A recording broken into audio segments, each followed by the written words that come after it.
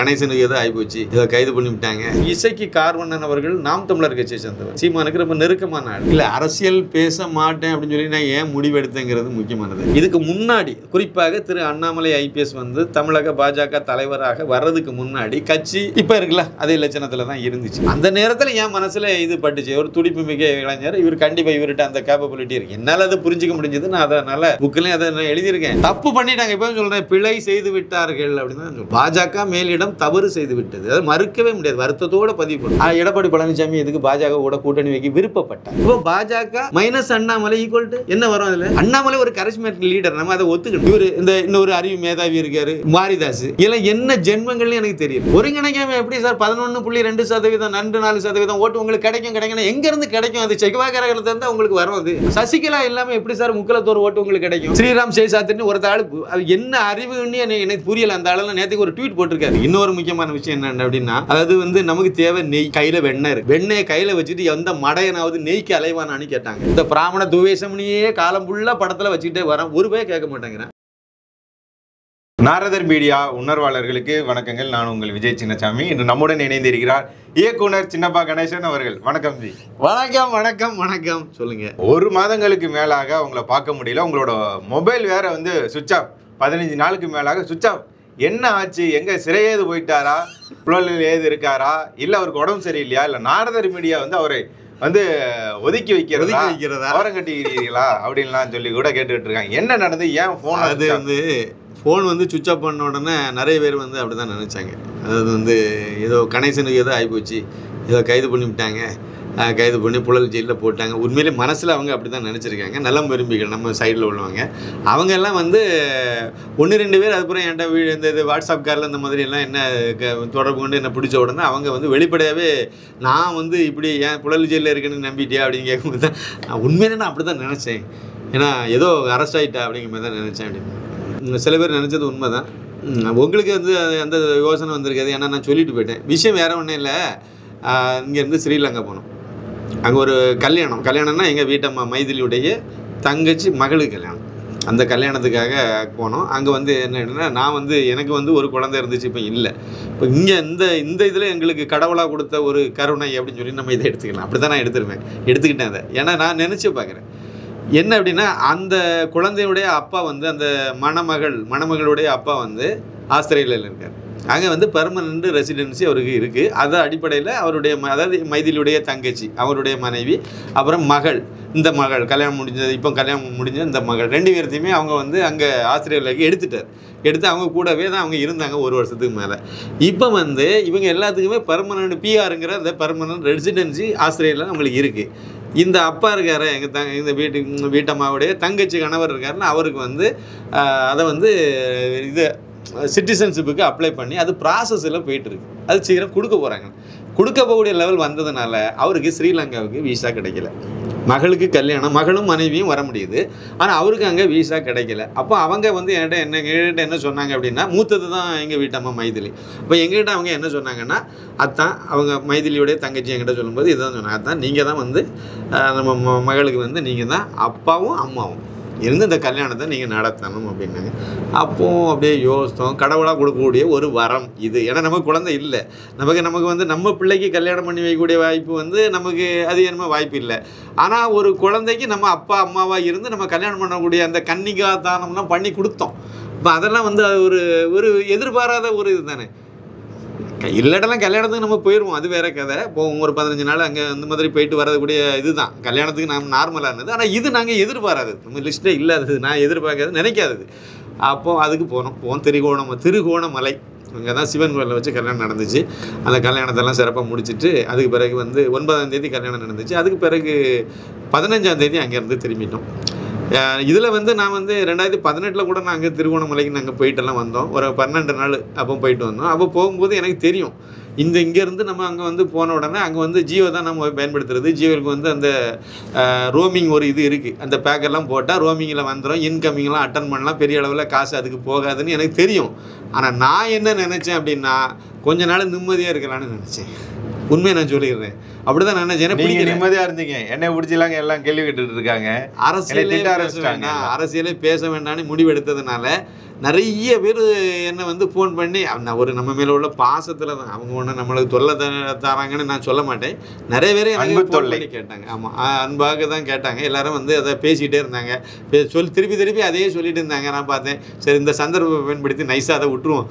தெரிஞ்ச 1-2 உங்களை மாதிரி ஆட்களுக்கு மட்டும் நான் இந்த போகிறேங்கிற தகவலை சொல்லிட்டேன். அங்கே போய் நான் வந்து நெட்டெல்லாம் போட்டு அங்கே உள்ள லோக்கல் நம்பர் வாங்கி ஒரு டெம்பரரி நம்பர் வாங்கி போட்டு அதில் நெட்டெல்லாம் போட்டேன். வாட்ஸ்அப்பெல்லாம் அசிட்டிஸ் அப்படியே எனக்கு ஜிபே வரைக்கும் வேலை செய்யுது. ஜிபே இல்லை, அந்த பேங்க் டிரான்சாக்ஷன் கூட என்னால் ஆன்லைன் நெட் பேங்கிங் எல்லாம் வேலை செய்துச்சு எனக்கு. நம்ம சிங்கப்பூர் கூடயே ஜிபே பண்ணலாம் அப்படின்னு சொல்லியிருக்காங்க. இலங்கை ஸ்ரீலங்கா அந்த அளவு பெரிய நெட்வொர்க் கிடையாதுங்க. அதுவே இந்த கொழும்பு இந்த மாதிரிப்பட்ட முக்கியமான இடத்துக்கு வரும்போது தான் அந்த ஹோட்டல்களில் வந்து அந்த விசா கார்டு மாஸ்டர் கார்டுன்னு போட்டிருந்தாங்க. சரி நம்மகிட்ட விசா கார்டு இருந்து கிரெடிட் கார்டு, நான் உடனே அதை போட்டு அக்செப்ட் பண்ணிச்சு. ஆனால் அப்புறம் பின்னாடி தான் தெரியும் ஒவ்வொரு டிரான்சாக்ஷனுக்கும் நம்மளுடைய கணக்குப்படி 100 ரூபாயை கட் பண்ணிடுவாங்க அப்படின்ட்டு. நம்ம ப்ரைவேட் பேங்க் இது தான் வச்சுருந்தேன். அதனால் அது போச்சு. பரவாயில்ல, எனக்கு பண்ண முடியுதா இல்லையான்னு செக் பண்ணி தான் நான் போட்டேன். இன்னொரு பேங்க் அங்கே ஒரு ஏடிஎம் இந்த மொபைல் இதுக்கு வந்து ஒரு ரீசார்ஜ் பண்ணுறதுக்கு நான் ஆன்லைனில் பண்ணேன். அதுவும் எனக்கு கரெக்டாக போச்சு. அதனால் அது நடக்குது, ஆன்லைன் ப்ராசஸ் நடக்குது. இந்த பேங்கிங் எல்லாம் வேலை செய்யுது, திருகோணமலையிலே வேலை செய்யுதுங்கிறத புரிஞ்சுக்கிட்டேன். சரி ஓகே, ஏடிஎம்மில் போய் பணம் எடுத்து பார்க்கல, பணம் எடுத்தால் வந்திருக்குன்னு நினைக்கிறேன். அநேகமாக நான் ட்ரை பண்ணி பார்க்கல. இதுதான் நடந்துச்சு. இதுக்கு அப்படி தான் நான் போனேன். சிறப்பாக கல்யாணம் முடிஞ்சுது. அதோட வந்த உடனே சமீபத்தில் வந்து அந்த பரமசிவன் பாத்திமாவை பற்றி ஒரு வீடியோ போட்டேன். அதை போட வேண்டாம், வேற அரசியலை பற்றியே பேசாமல் அப்படி இருந்தது. நானும் கூட கேட்டிருந்தேன், இந்த இலங்கை பாகிஸ்தான் போர் போயிட்டு இருக்கே, இதை பற்றியாவது பேசலாமே அப்படின்னு சொல்லி கேட்டிருந்தேன். நீங்கள் அரசியல் பற்றி பேச வேணான்னு இருந்தீங்க, அதுவும் ஏன் அப்படின்றத கேட்கலான் இருந்தேன். அது அரசியல் பற்றி தானே பேசல, நம்மளோட நேயர்கள்லாம் கேட்டுக்கிட்டே இருக்காங்க, என்னாச்சு அவர் பேச சொல்லுங்கன்னு ஆண்டியும் கேட்டுட்டு இருக்காங்க, உங்கள்கிட்ட மட்டும் இல்லை. அதனால சரி ஓகே இதையாவது பேச சொல்லலாமே அப்படின்னு சொல்லி அதையும் கேட்டேன். அதை கூட நீங்கள் பேசல. ஆனால் எனக்கே ஆச்சரியம் என்னன்னா, நீங்கள் வந்து என்கிட்ட கூட இது எதிர்பார்க்காம இருக்கும்போது பரமசிவன் பாத்திமாவுக்கு நீங்கள் ஒரு வீடியோ வந்து ரிலீஸ் பண்ணுறீங்க, எனக்கு அனுப்பி வச்சிருந்தீங்க. அது வந்து என்ன அப்படின்னா, அது நம்ம சித்தாந்த ரீதியான நம்ம சித்தாந்தம் இல்லை, உண்மையை பேசின ஒரு படம். நம்மளுடைய ஊர்களில் நாட்டுகளில் நம்ம ஏரியாக்களில் நடந்துட்டு இருக்கக்கூடிய விஷயத்தை அப்படியே படத்தில் வச்சுருந்தாங்க. குறிப்பாக அது மத மாற்றம் சம்மந்தம், மத மாற்றம், தேசிய அவமானம், அதுதான் அது. ராமகோபால் வியாதி நோய், நம்ம வியாதி அவமானம்னு சொல்லுவாங்க ராமகோபாலன்ஜி. அதே தான், அது உண்மை தான். அதாவது ஒருத்தர் ஒரு மதத்தை பின்பற்றதுனாலேயோ அது போகிறதுனாலேயோ அதில் எந்த இதுவும் தப்பு. மதம் என்பது மனிதனுடைய நம்பிக்கை, அதோட நம்ம நிப்பாட்டிடலாம். உங்களுக்கு ஒரு மதத்தை பிடிச்சிருக்கு, நீங்கள் பின்பற்றீங்க, எனக்கு ஒரு மதத்தை நான் பின்பற்றிருக்கேன். ஏதோ ஒரு சூழ்நிலையில் அந்த ஒரு கிறிஸ்தவராக நீங்கள் ஆகிட்டீங்க, ஒருத்தங்க ஆகிட்டாங்க அப்படின்னு சொன்னால் அது தப்புங்கிற மாதிரி இல்லை. ஆனால் அந்த கிறிஸ்தவ ஆனதுனால அந்த 2 குடும்பத்துக்கு இடையில் ஒரு அந்த உறவே வந்து வெட்டி விட்டு போயிடுது. அது வந்து தப்புங்கிறது தான். வாழ்க்கை முறையும் மாறிடுது இல்லைங்களா? அப்புறம் வந்து கலாச்சாரம் போயிடுது. பூ வைக்கிறது, பொட்டு வைக்கிறது, இதெல்லாம் பிசாசினுடைய இதுன்னு சொல்கிறது. தீபாவளிக்கு நம்ம வந்து வீட்டில் வந்து எல்லாம் இது பண்ணுறோம், நம்ம இதெல்லாம் இனிப்புகளெல்லாம் நம்ம செய்கிறோம். நம்ம கூட பிறந்த சகோதரிக்கு தங்கச்சி தானே, பிள்ளைகள் தானே நம்ம கொடுக்குறோன்னா அவங்க வாங்க மாட்டாங்க. கொடுத்து பாருங்க வேணா, எந்த கிறிஸ்டினும் வாங்க மாட்டாங்க. ஆனால் அவங்க கிறிஸ்துமஸுக்கு கொடுக்கக்கூடியதை நம்ம வாங்கலைன்னா வருத்தப்படுவாங்க. இதெல்லாம் எந்த கணக்கில் சண்டை பிடிக்கிறோம், பிரியாணியை கூட ஏன் கொடுக்க மாட்டேன்ற. அப்போ இந்த மாதிரியான இதெல்லாம் தான் தப்புன்னு சொல்கிறது என்ன இது. இந்த இதில் வந்து அதே மாதிரி இது வந்து கட்டாய மதம் மாற்றத்தை இந்த படத்தில் வலியுறுத்துது. பரமசிவன் பார்வதி அப்படிங்கிற இந்த படத்தில் வந்து சொல்லக்கூடியது முக்கியமான கதையே அதுதான்.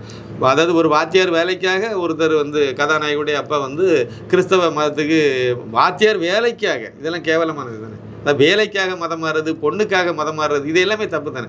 இந்த மாதிரி அதில் வந்து அதை படம் பார்க்க நான் ஏற்கனவே பல இதில் சொல்லிட்டேன். அந்த சென்சாருங்கிற அந்த வேலையை நம்ம சேனலில் கூட நம்ம போட்டிருக்கோம். சென்சாருங்கிற வேலையை நாங்கள் பண்ணிகிட்டு இருக்கிறதுனால அதை திரு அண்ணாமலை ஐபிஎஸ் இந்த படத்தினுடைய டீசரை வெளியிட்டதுனால எனக்கு அந்த எண்ணம் வந்துச்சு. ஏதோ ஒரு விஷயம் இருக்குது, அது என்னங்கிறத நம்ம பார்க்கணும்.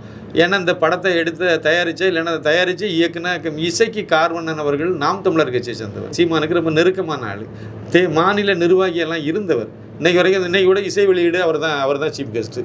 அப்போ இதை மாதிரிலாம் இருக்கும்போது அந்த படத்தில் போய் எதுவும் இருக்குங்கிறனால அந்த சென்சாருக்கு நாங்கள் பண்ணனால, அந்த அவருடைய ப்ராசஸ் செய்ததுனால, அதாவது அப்ளை பண்ணுறதுக்கு முன்னாடி உள்ள வேலை செய்கிறதுனால அந்த வீடியோ அதுக்கு தனியாக ஒரு இது வரும், மொத்த படமும் வரும். அந்த படத்தை இருந்ததுனால எங்கிட்ட இருந்தாலும் நான் பார்த்தேன்.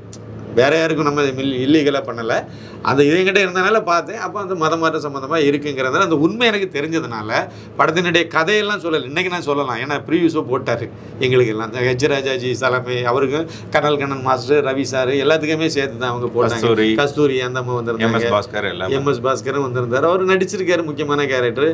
அதே மாதிரி இந்து முன்னணி இளங்கோஜி, அப்புறம் வந்து நிறைய பேர் சூறாவளி, சுமதி, ராதா தேவர் இப்படி இவங்க நிறைய பேர் அதுக்கு படம் பார்க்க வந்துட்டாங்க, பார்த்துட்டாங்க.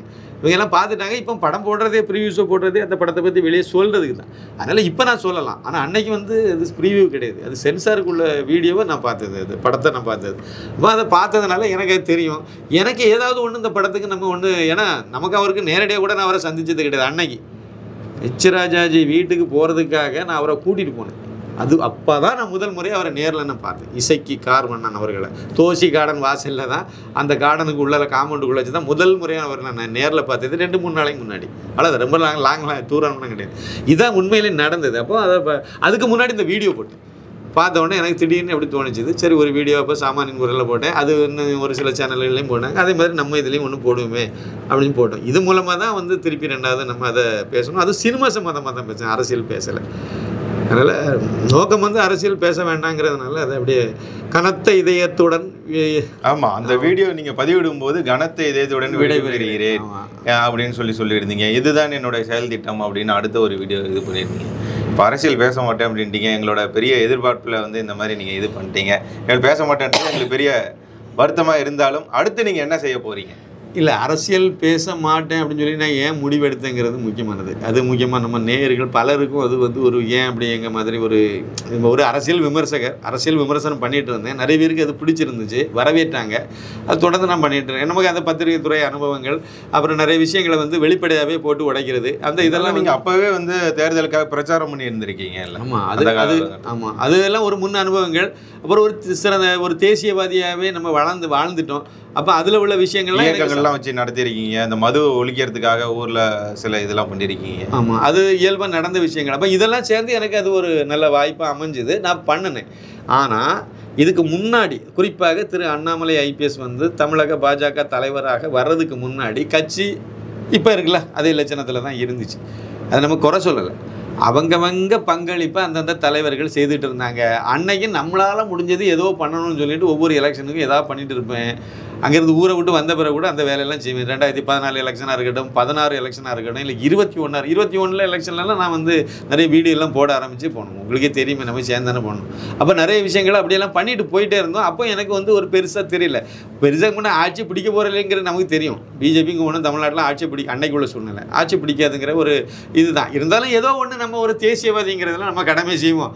கொஞ்சமாக அதை எறும்பு ஊற கல்லும் தேயும் அப்படிங்கப்பட்ட ஒரு நிலைப்பாட்டில் தான் நான் அன்னைக்கு செய்த அந்த விஷயங்களெல்லாம் இருந்துச்சு.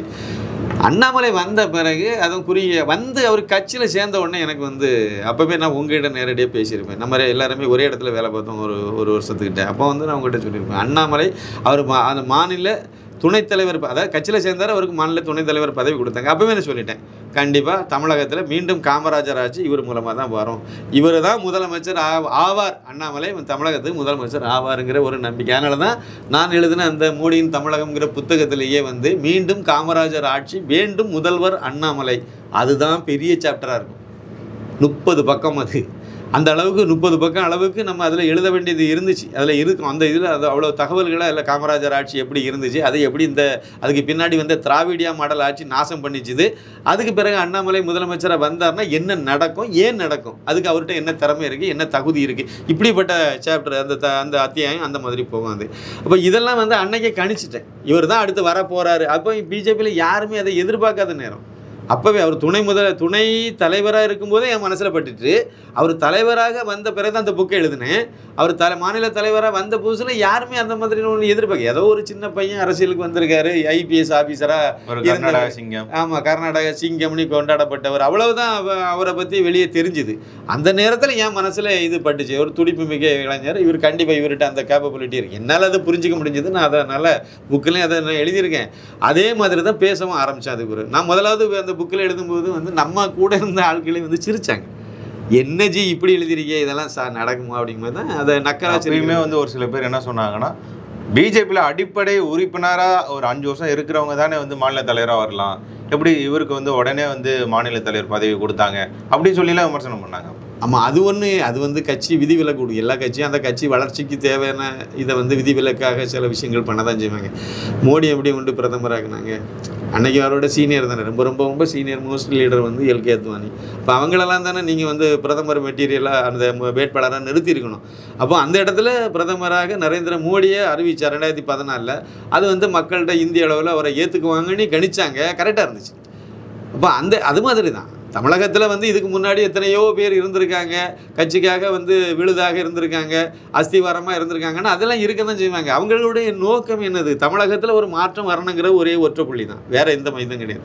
அந்த மாதிரி அண்ணாமலை வரும்போது அண்ணாமலையும் வந்து எல்லாரும் கொண்டாடுறாங்க. அவர்கிட்ட ஏதோ ஒன்று இருக்குங்கிறது புரியும் போது எல்லாருமே அதை எம்ஜிஆர் மாதிரி இருக்காரு.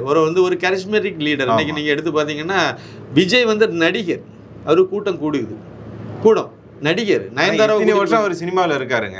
நயன்தாராவை கூட்டிட்டு நீங்கள் எங்கேயும் போங்க, அங்கேயும் கூட்டம் வரதான் செய்யும். அதனால தானே நகைக்கடை துணிக்கடையை திறக்கிறதுக்கு நடிகைகளை வச்சு ஏன் திறக்கிறாங்க? வந்தால் கூட்டம் அவ்வளோ, வேற ஒன்றும் கிடையாது. வேற ஒரு இது திறப்பு விழாவுக்கெல்லாம் நடிகை கூடுறது வேற எது கூடுறாங்க? விஷயம் இதுதான். அதனால வந்து அதே மாதிரி அண்ணாமலைக்கு வந்து அப்படிப்பட்ட நடிகர் கிடையாது. அவர் ஒரு கரிஸ்மெட்டிக் லீடர் ஆயிட்டார். எம்ஜிஆர் கூட ஒரு நடிகராக வந்து அந்த இதை அப்படியே கொண்டுட்டு உள்ள வந்துட்டார். ஜெயலலிதா அந்த மாதிரி நடிகையாக இருந்தவங்க அரசியலையும் வந்து அவங்க வந்து கோல வச்சுனாங்க. கருணாநிதி நடிகர் கிடையாது, சின்ன சின்ன கேரக்டர் நடிச்சார். எழுத்தாளர் வான்கோழி அந்த மாதிரிலாம் நல்ல இதிகாச நூல். அவர் வந்து அரசியலில் தான் அவர் வந்தார். அரசியலில் வந்து போராடி எடுத்து வந்தார். ஆனால் எம்ஜிஆரா கருணாநிதினு சொல்லும்போது அந்த இடத்துல எம்ஜிஆர் தான் மேலே நின்னார். இது வந்து இந்த மாதிரி அண்ணாதுரையும் அதே மாதிரி தான், அறிவாளி தான், நல்ல பேச்சாளர் தான், எல்லாம் இருக்குது. ஆனால் வந்து அவரை மக்கள் ஏற்றுக்கலையே. ஏற்றுக்காமே முதலமைச்சராகன்னு கேட்காதுங்க. ஏற்றுக்கன்னா நான் எந்த பாயிண்டில் சொல்கிறேன் அப்படின்னா, இந்த பக்கம் எம்ஜிஆர், இந்த பக்கம் அண்ணாதுரை, ரெண்டு பேர்த்தையும் சிஎன் அண்ணாதுரை ரெண்டுத்தையும் வச்சிங்க அப்படின்னா அந்த இடத்துல எம்ஜிஆருக்கு தான் மக்கள் ஆதரவு. மீட்டிங்கில் பொதுக்கூட்டங்களில் பேசும்போதே சிறப்பு விருந்தினர் கடைசியில் பேசணும், அதுக்கு பிறகு நன்றி உரை, அதோட கதை முடிஞ்சிடும், அந்த மீட்டிங் முடிஞ்சிடும். ஆனால் இவர் வந்து அண்ணாதுரை வந்து சிறப்பு விருந்தினர். ஆனால் எம்ஜிஆர் பேசணுன்றதோட கூட்டம் கலைஞ்சிரும், அதுக்கு பிறகு ஆள் இருக்காது. அப்போ வந்து நீ முகத்தை காணி, கூட்டம் கூட்டுறதுக்கு நீ, பேசுறதுக்கு நான், அப்படிதான் அண்ணாதுரையை சொல்லியிருக்காரு. அதனால வந்து அண்ணாதுரை பேசி முடித்த பிறகுதான் எம்ஜிஆர் பேசுது. அப்படிதான் அவங்களே அந்த அதாவது மேடையில் அந்த ஒரு கலாச்சாரத்தை பின்பற்றி வந்ததை மாற்றிட்டாங்க. மேடைக்குன்னு இருந்த அந்த ஒரு வரைமுறை ஒன்று வச்சுருந்தாங்கல்ல, அதுக்கு காலங்காலமாக பின்பற்றிட்டு வந்த அந்த இதையே தேவைப்படுப்போ மாற்றி தான் ஆகணும். அதனால் மக்கள் வந்து இது அண்ணாதுரையா இல்லைன்னா எம்ஜிஆரான்னு கேட்டால் அது அந்த இடத்துல எம்ஜிஆர் தான். கருணாநிதியே எம்ஜிஆர்னா அது அந்த இடத்துல எம்ஜிஆர் தான். அதனால் அவர் திருப்பி கட்சி ஆரம்பித்து 72 ஆட்சி பிடிச்சதுன்னா அப்படி தான். இந்த இடத்துல நம்ம பார்க்குறது வந்து அந்த ரெண்டு பேரில் இருந்து மாறுபட்டவரை நம்ம அண்ணாமலையை நம்ம பார்த்தோம். அண்ணாதுரையை விட இவர் வேறு மாதிரியான ஒரு ஆள். அண்ணாமலைக்கே வந்து கூடால எம்ஜிஆர்னு ஒரு பெரிய தூணு இருந்து தான் உங்களுக்கு அந்த ஆதரவை திரட்ட முடியும். இது மாதிரி பல விஷயங்கள் அவங்க செய்தாங்க. இப்போ அந்த மாதிரி இவருக்கு அந்த வாய்ப்பு வருது. அந்த மாதிரி மக்கள் செல்வாக்கோட இளைஞர்கள் மனசில் அவர் இடம் பிடிக்கிறாரு. அண்ணாமலைக்காக அரசியலுக்கு வந்தவங்க நிறைய பேர், அரசியலுக்கு வந்து அரசியலை பற்றி கவனிக்காம அது ஒரு சாக்கடைன்னு இருந்தவங்க எல்லாம் வயசான பெரியவங்க கூட வந்து அரசியல் பற்றி பேச ஆரம்பிக்கிறாங்க, அண்ணாமலை பற்றி பேச ஆரம்பிக்கிறாங்க, பெண்கள் திமுக விமர்சனம் பண்ணுறாங்க. நானும் ஆச்சரியமாக பார்க்குறேன். ஏன்னா இளைஞர்களே அரசியல் பற்றி பேசுனா எதுக்கு நமக்கு வம்பு அப்படின்ற காலகட்டத்தில் வயசானவங்களும் அரசியல் பற்றி பேச ஆரம்பிச்சு. இளைஞர்கள் வந்து அரசியல் ஒரு சாக்கடைன்னு சொல்லிட்டு விட்டுட்டு ஒதுங்கிட்டாங்க. படித்தவங்க குறிப்பாக படித்தவங்க வந்து அப்படியே ஒதுங்க ஆரம்பிச்சிட்டாங்க, ஒதுங்கிட்டாங்க. அப்போ வந்து அந்த அளவுக்கு நம்பிக்கை இல்லாமல் எங்கே அரசியல்னாலே இது வந்து சாக்கடை, இதில் வந்து எல்லாம் ஃபுல்லாக அந்த ரவுடி பயில் அவன் இவன் தான் இருப்பான். பார்த்தா அப்படி தான் கட்ட பஞ்சாயத்து பண்ணுறவன் இவனோட தான் அந்த அயோக்கியர்கள் இருக்கக்கூடிய இடங்கிற மாதிரி ஒரு இதை முத்திரை குத்தி ஓரம் கட்டினாங்க. அண்ணாமலை வந்த பிறகு தான் படித்தவங்களும் அதில் இருக்கலாம், படித்தவங்க அதில் இருந்தால் தான் நல்லதை செய்வாங்க, திருத்தம் பண்ண முடியும். சும்மா வெறுமனே நம்ம வந்து கருணாநிதி கையில் ஆட்சியும் கொடுத்து விடுவோம், கொடுத்துக்கிட்டு நல்லது செய்யலே அவர் அதை என்ன செய்வார் நமக்கு தெரியுமே, திருப்பி அவரு கையில் கொண்டு கொடுத்தீங்கன்னா அப்படி தான். வேறு யாரும் இல்லை. காமராஜரை தோக்கடிச்சாச்சு, அவரை காலி பண்ணியாச்சு. அப்புறம் அண்ணாதுரை கருணாநிதி தான். அப்போ அவங்க அதுதானே செய்வாங்க, தெரிஞ்ச விஷயம் தான். அப்போ தெரிஞ்சிருக்க முடியாது. ஏன்னா அதுக்கு முன்னாடி இது அண்ணாதுரையுடைய ஆட்சி எப்படி இருக்குன்னு யாருக்கும் தெரிஞ்சிருக்காது, கருணாநிதியுடைய ஆட்சி எப்படி இருக்குன்னு தெரிஞ்சிருக்காது. ஒரு நல்லா படித்தவங்கன்னு இவங்க ஃபோக்கஸ் பண்ணாங்க. அன்னைக்கு இவர் கருணாநிதி என்னத்தை படித்தார்? இவர் 6ஆம் வகுப்போ 8ஆம் வகுப்பு அவ்வளோதானே. அவர் இப்படி படித்தவரானார். ஆனால் மக்கள்கிட்ட பிரச்சாரம் பண்ணாங்க. அண்ணாதுரை AA, அப்புறம் மற்றவங்களும் 1-2 பேர் படித்தவங்கள முன்னிலைப்படுத்திக்கிட்டாங்க. அது ஒரு யுக்தி பண்ணி எடுத்து ஆட்சியை பிடிச்சிட்டாங்க. அப்புறம் படித்தவங்களுடைய தன்மையோட அவங்க நடந்துக்கிட்டாங்க. ஆட்சினா இப்படி தான் அப்படிங்கும்போது அவங்க திமுகனா இப்படி தான் கொண்டு போயிட்டாங்க. அது போகட்டும். அண்ணாமலையை பொறுத்த வரைக்கும் அவர் வந்து ஒரு அங்கே சிங்கமாக இருக்கும்போதும் அவர் வந்து கரைப்படாத ஒரு கரத்துக்கு சொந்தக்காரராட்டே கர்நாடகத்தில் ஒரு 9.5 வருஷம் ஆண்டுகள் வந்து அவர் பணியாற்றிட்டார். 3 முதலமைச்சர்கள், 3 கட்சியை சார்ந்த முதலமைச்சர்கள், பாஜக, காங்கிரஸ், அப்புறம் வந்து தேவகவுடா அவருடைய கட்சி, இப்படி வந்து இந்த மாதிரி இவங்கள்ட்டையும் எல்லாத்தையும் பழகிட்டார். ரவுடிகள், பேட்ட ரவுடி, என்னென்ன ரவுடி வெளிநாட்டில் போய் சிங்கம் 2லலாம் வந்து வெளிநாட்டில் போய் ஒரு ரவுடியை பிடிச்சிட்டு வருவாங்க. கதை ஒரிஜினல் கதை அண்ணாமலை பிடிச்சிட்டு வந்தாலும் அண்ணாமலை. அந்த கேஸ் கூட அது போன வருஷமே இதை வந்து கோர்ட்டில் அது சம்மந்தமான இதெல்லாம் நடந்துச்சு, தீர்ப்பெல்லாம் ஏதோ நடந்துச்சு. அப்போ இதை வந்து அந்த கதை அண்ணாமலை தான் ஒரிஜினல் தான், நகல் தான் வந்து சூர்யா சிங்கம் 2. அப்போ இந்த அளவுக்கு அவர் வந்து இதை பண்ணி இதெல்லாம் கொஞ்சம் நமக்கு தெரிஞ்ச போது அது ஒரு விதமாக இருந்துச்சு. அதே மாதிரி அவருடைய புள்ளி விவரங்கள் அவர் சொல்கிறதா இருக்கட்டும், அரசியல் முதலாவது வரும்போது புதுசாக இருந்துச்சு. அவர் சில விஷயங்களெல்லாம் பேசும்போது எனக்கு சில விஷயங்கள் முரண்பட்டு தான் போச்சுது. ஏன்னா இவர் எடுத்திருக்க அந்த பாதை வந்து தேசிய பாதையாக இருக்குது. ஆனால் சில விஷயங்களில் வந்து இவர் வந்து ஈவேரா இல்லைனா வந்து இந்த இவங்களுடைய சித்தாந்தத்தை ஏற்றுக்க மாதிரி சில பேட்டிகளில் அவர் லைட்டாக தொட்டிருப்பார். அதுக்கு பிறகு வந்து அவருக்கே எல்லாம் புரிதல் எல்லாம் ஏற்பட்ட பிறகு அரசியலாக மதிக்கிறேன், கொண்டாடுகிறேன், அந்த மாதிரி இப்பவும் மதிப்பும் ஒன்றும் பிரச்சனை இல்லை. அதில் நமக்கு ஒன்றும் பிரச்சனை இல்லை. அவருடைய கருத்துக்களை அகற்றுவோம். நீங்கள் ஆமாம், அவருக்கு கருத்து தானே அது. நீங்கள் கடவுளை நம்ம காட்டுமுறாண்டின்னு சொல்லிட்டு கோயில் பக்கத்தில் வச்சா இடிச்சு தள்ளுக்குன்னு தானே சொல்லணும். அதைத்தான் நம்ம மறுக்கும். மற்றபடி அவரும் மதிச்சுட்டு போவோம். அவர் ஒரு வயசானவர் இருந்துட்டு போகிறாருன்னு விட்டுட்டு போயிடலாம். வயசுக்காவது மரியாதை கொடுக்கலாம். அப்படி அல்ல. அண்ணாமலை வந்து ஒரு பொக்கிஷமாக எனக்கு பாண்டில் பட்டார். அவர் வந்து ஒரு திறமையான மனிதருங்கிறது எல்லாருக்குமே அப்புறம் வர நாட்கள் வர புரிஞ்சிட்டு அவர் தலைவர் பதவியில் மாநில தலைவராக ஆன பிறகு எல்லாத்துக்கும் நல்லாவே தெரிய ஆரம்பிச்சுது. முக்கியமான விஷயம், என்னைக்கு அவர் மாநில தலைவர் ஆனாரோ அதுக்கு பிறகு அவர் எடுத்த சபதம், குறிப்பாக அவர் மாநில தலைவராக ஆன பாஜகவினுடைய தமிழக தலைவராக வந்த உடனே முதல்ல நடந்தது தஞ்சை பகுதியில் தான் நடந்துச்சு. விவசாயிகளுக்கான உண்ணாவிரத போராட்டத்தை அவர் மேற்கொண்டார். அந்த உண்ணாவிரத போராட்டத்தில் பேசும்போது அவர் சில விஷயங்களை வந்து டிக்ளேர் பண்ணார். அப்படியே எனக்கு எதிரி வந்து திமுக தான் முடிவு பண்ணார். நான் எனக்கு முன்னாடி இருந்த மாநில தலைவர்கள் மாதிரி நான் அண்டர்லிங்க் திமுக கூட நான் வைக்க மாட்டேன், திமுக கூட மற்ற இது கூட நான் வைக்க மாட்டேன்னு சொன்னார். அப்போ வைக்க மாட்டேன்னு அப்போ நேரடியாக நான் திமுக தான் எதிரி, சித்தாந்த ரீதியாகவும் திமுக தான் எதிரி, நான் எதிரியாக தான் நான் அவங்கள அரசியல் எதிரியாக தான் நான் அவங்க அணுகுவோன்னு சொன்னார். அதில் அவர் துளியும் பின்வாங்கலை, கரெக்டாக நின்னார். இன்றைக்கு வரைக்கும் அதில் தெளிவாக தான் அவர் இருக்கார். சில விஷயங்களில் அவர் காம்ப்ரமைஸ் ஆகியிருக்காரு. ஆக சூழ்நிலையினால அவர் வந்து அதில் பட்டுப்படாமல் இல்லை கண்டுக்காமலாம் சில நிகழ்ச்சிகளில் அவர் போனார். கருணாநிதிக்கு இந்த நாணயம் வெளியிட்டது, அந்த சிலையை திறந்து ஏதோ ஒரு இடம், இந்த மாதிரி சில இடங்கள்லாம் நெருடல் தான் அவருக்கு. அதில் இல்லைன்னுலாம் சொல்ல முடியாது. 100% நம்ம அதில் நான் இருக்கலாம் சார், நான் இப்போ இருப்பேன், இல்லை நீங்கள் கூட இப்போ இருப்பீங்க. அந்த பொறுப்புக்கு வந்தீங்கன்னா சில இடத்துல மேலே சொல்கிறதையும் கேட்கணுமே. மத்திய அரசு சொல்கிறது, மத்திய அரசுனா மோடி அரசு, அது பிஜேபி அரசு, அவங்களும் சொல்கிறத நீங்கள் கேட்டு தான் ஆக வேண்டியது நிர்பந்தம் வருது. அரசியல்லாம் இப்படி தான் இருக்குங்கிறத நம்ம சில இடங்களில் இப்படி தான் இருக்குது அப்படிங்கிறத அவரும் புரிஞ்சுக்கிட்டாரு. ஆனால் எனக்கு அதில் உடன்பாடு கிடையாதுங்கிறது வேற கதை. இப்படி அவர் தெரிஞ்சுக்கிட்டார், எல்லாமே தெரிஞ்சுக்கிட்டார். இன்றைக்கி வரைக்கும் சில விஷயங்கள்லாம் பார்த்தார். விரிவாக பேசினா நிறைய போயிட்டே இருக்கும். இப்போ இப்படிப்பட்ட ஒரு மனிதர் வந்து தமிழகத்தில் பாஜக தலைவராக வந்த பிறகு தமிழக பாஜகவினுடைய அந்த ஓட்டு வங்கியே 2020 வந்து பாஜக தலைவராக இவர் வந்த பிறகு தான் பாஜக தலைமையில் ஒரு கூட்டணி அமைக்க முடிஞ்சது. அதுக்கு முன்னாடி அமைக்கலையா அப்படின்னு கேட்காதுங்க. 2014 கூட அமைச்சாங்கல்ல அப்படின்னா அமைக்க முடிஞ்சது. பெரிய கூட்டணியாக நம்ம வந்து பெரிய வெற்றின்னா இன்னைக்கு இருக்கக்கூடிய சூழ்நிலை வேறு, அன்னைக்கு இருக்கக்கூடிய சூழ்நிலை வேறு. ஆனால் அந்த சூழ்நிலையிலும் அமைச்சு ஒரு 3 MP எல்லாம் உருவாக்குனார், பாண்டிச்சேரியும் சேர்த்து. அப்படிங்கிறது ஒரு சாதனை தானே, இல்லைன்னு சொல்லலை. கட்சி வளரலை. கன்னியாகுமரியில் மட்டும்தான் இருந்துச்சு, கோயம்புத்தூரில் மட்டும்தான் இருந்துச்சு. பொன் ராதாகிருஷ்ணன் அவர்கள் மாநில தலைவராக இருந்தார், அவ்வளோதான். கட்சி வந்து அந்த அளவுக்கு வளரலை. ஆனால் இன்றைக்கி அப்படி இல்லை. பாஜகனா தெரியாத கிராமங்களே கிடையாத அளவுக்கு கொண்டு போயிட்டாங்க. கொண்டு போனது அண்ணாமலை தான் கொண்டு போனார், அதில் எந்த சந்தேகமும் கிடையாது. இன்னொரு பாயிண்ட்டே நான் அந்த இடத்துல வந்து பார்ப்பேன், அனலைஸ் பண்ணும்போது என்னென்னா, பொன் ராதாகிருஷ்ணன் அவர்கள் வந்து மத்திய அமைச்சர் ஆகிட்டார் 2014 பாராளுமன்ற தேர்தலோட. அதுக்கு பிறகு அந்த பதவிக்கு வந்தது டாக்டர் தமிழிசை சவுந்தரராஜன். இந்த அம்மா தலைவியாக ஒரு 5.5 வருஷம் இருந்தாங்கன்னு நினைக்கிறேன். அந்த 5.5 வருஷத்துல தான் தமிழகத்தில் மோடி அவர்களை வந்து வில்லனா கட்டமைச்சாங்க. அதாவது அதிமுக ஆட்சியில் இருந்தாலும் திமுக கட்டமைச்சுது.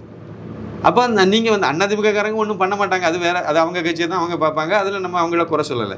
பாஜக தலைவர் என்ன செய்திருக்கணும், அதை ஒவ்வொரு விஷயத்துலையும் நீங்கள் முறியடிச்சிருக்கணும்ல. இப்போ எப்படிப்பட்ட அண்ணாமலை மட்டும் எப்படி அதை உடைச்சாரு? நீங்கள் வந்து கோ பேக் மோடின்னு போட்டீங்க, கெட் அவுட் ஸ்டாலின்னு போட்டார்ல, ஒரே நாள் தானே முடிஞ்சு போச்சுல கதை. இப்போ யாருக்காவது துணிச்சல் வந்து அதுக்கப்புறம் ராமேஸ்வரத்துக்கு வந்தார், மோடி வந்தார், யாராவது கோபேக் மோடி போட்டாங்களா, கருப்பு பலன் விட்டாங்களா? விடல. வெள்ளை கொடையை தூக்கிட்டு போகக்கூடிய லெவலுக்கு உருவாயிட்டல. இப்போ இது வந்து நம்ம அண்ணாமலைகிட்ட நமக்கு பிடிச்சி இந்த மாதிரி ஒரு இதை பண்ணி அப்படியே அந்த மோடிக்கு மேலே இருந்த அந்த வில்லனாக கட்டமைச்சு வச்சுருந்தா சுத்தமாக மாற்றி விட்டார் மனுஷன். இப்போ இதுதான் வந்து நமக்கு இப்போ தேவை. அப்போ இதை வந்து அவர் பண்ணார்.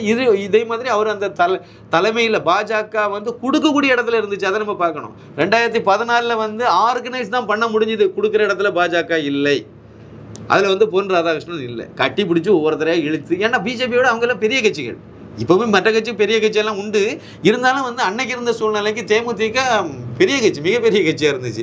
சட்டசபை எதிர்கட்சியாக இருந்தாங்க. அவங்க 11% ஓட்டுக்கு மேலே அவங்க வாங்கி பெரிய அளவு ப்ரூவ் பண்ணி வச்சுருக்காங்க. சட்டசபை எதிர்கட்சி அவங்கள எப்படி நீங்கள் அது அப்புறம் அவங்களுக்கும் பாமகவும் ஒத்து போகாது, எதிரி கீரியும் பாம்பும் மாதிரி.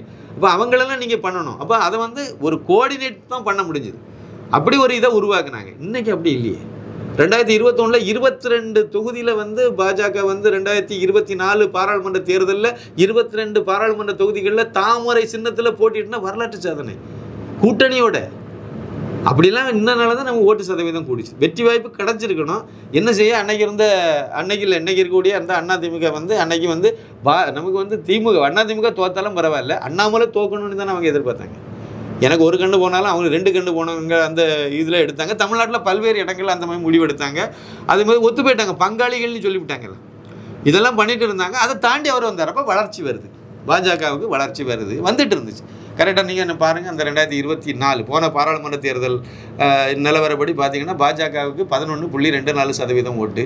கூட்டணிக்கு பாஜக தலைமையிலான அண்ணாமலை ஏற்படுத்தி அந்த கூட்டணிக்கு ஓட்டு சதவீதம் 18+. அது ஒரு மிகப்பெரிய ஓட்டு வங்கி, அது சாதாரண ஓட்டெல்லாம் கிடையாது. அப்போ அதில் பாஜகவுக்கு ஓட்டு வேறு 11.24% ஓட்டுங்கிறது மிகப்பெரிய வளர்ச்சி தமிழ்நாட்டில். நோட்டா கட்சின்னு சொல்லி ஒரு கேவலப்படுத்தின இழிவுபடுத்தின ஒரு கட்சி எந்த அளவு கொண்டு வந்தார்னா அது அண்ணாமலை தான் கொண்டு வந்தார்.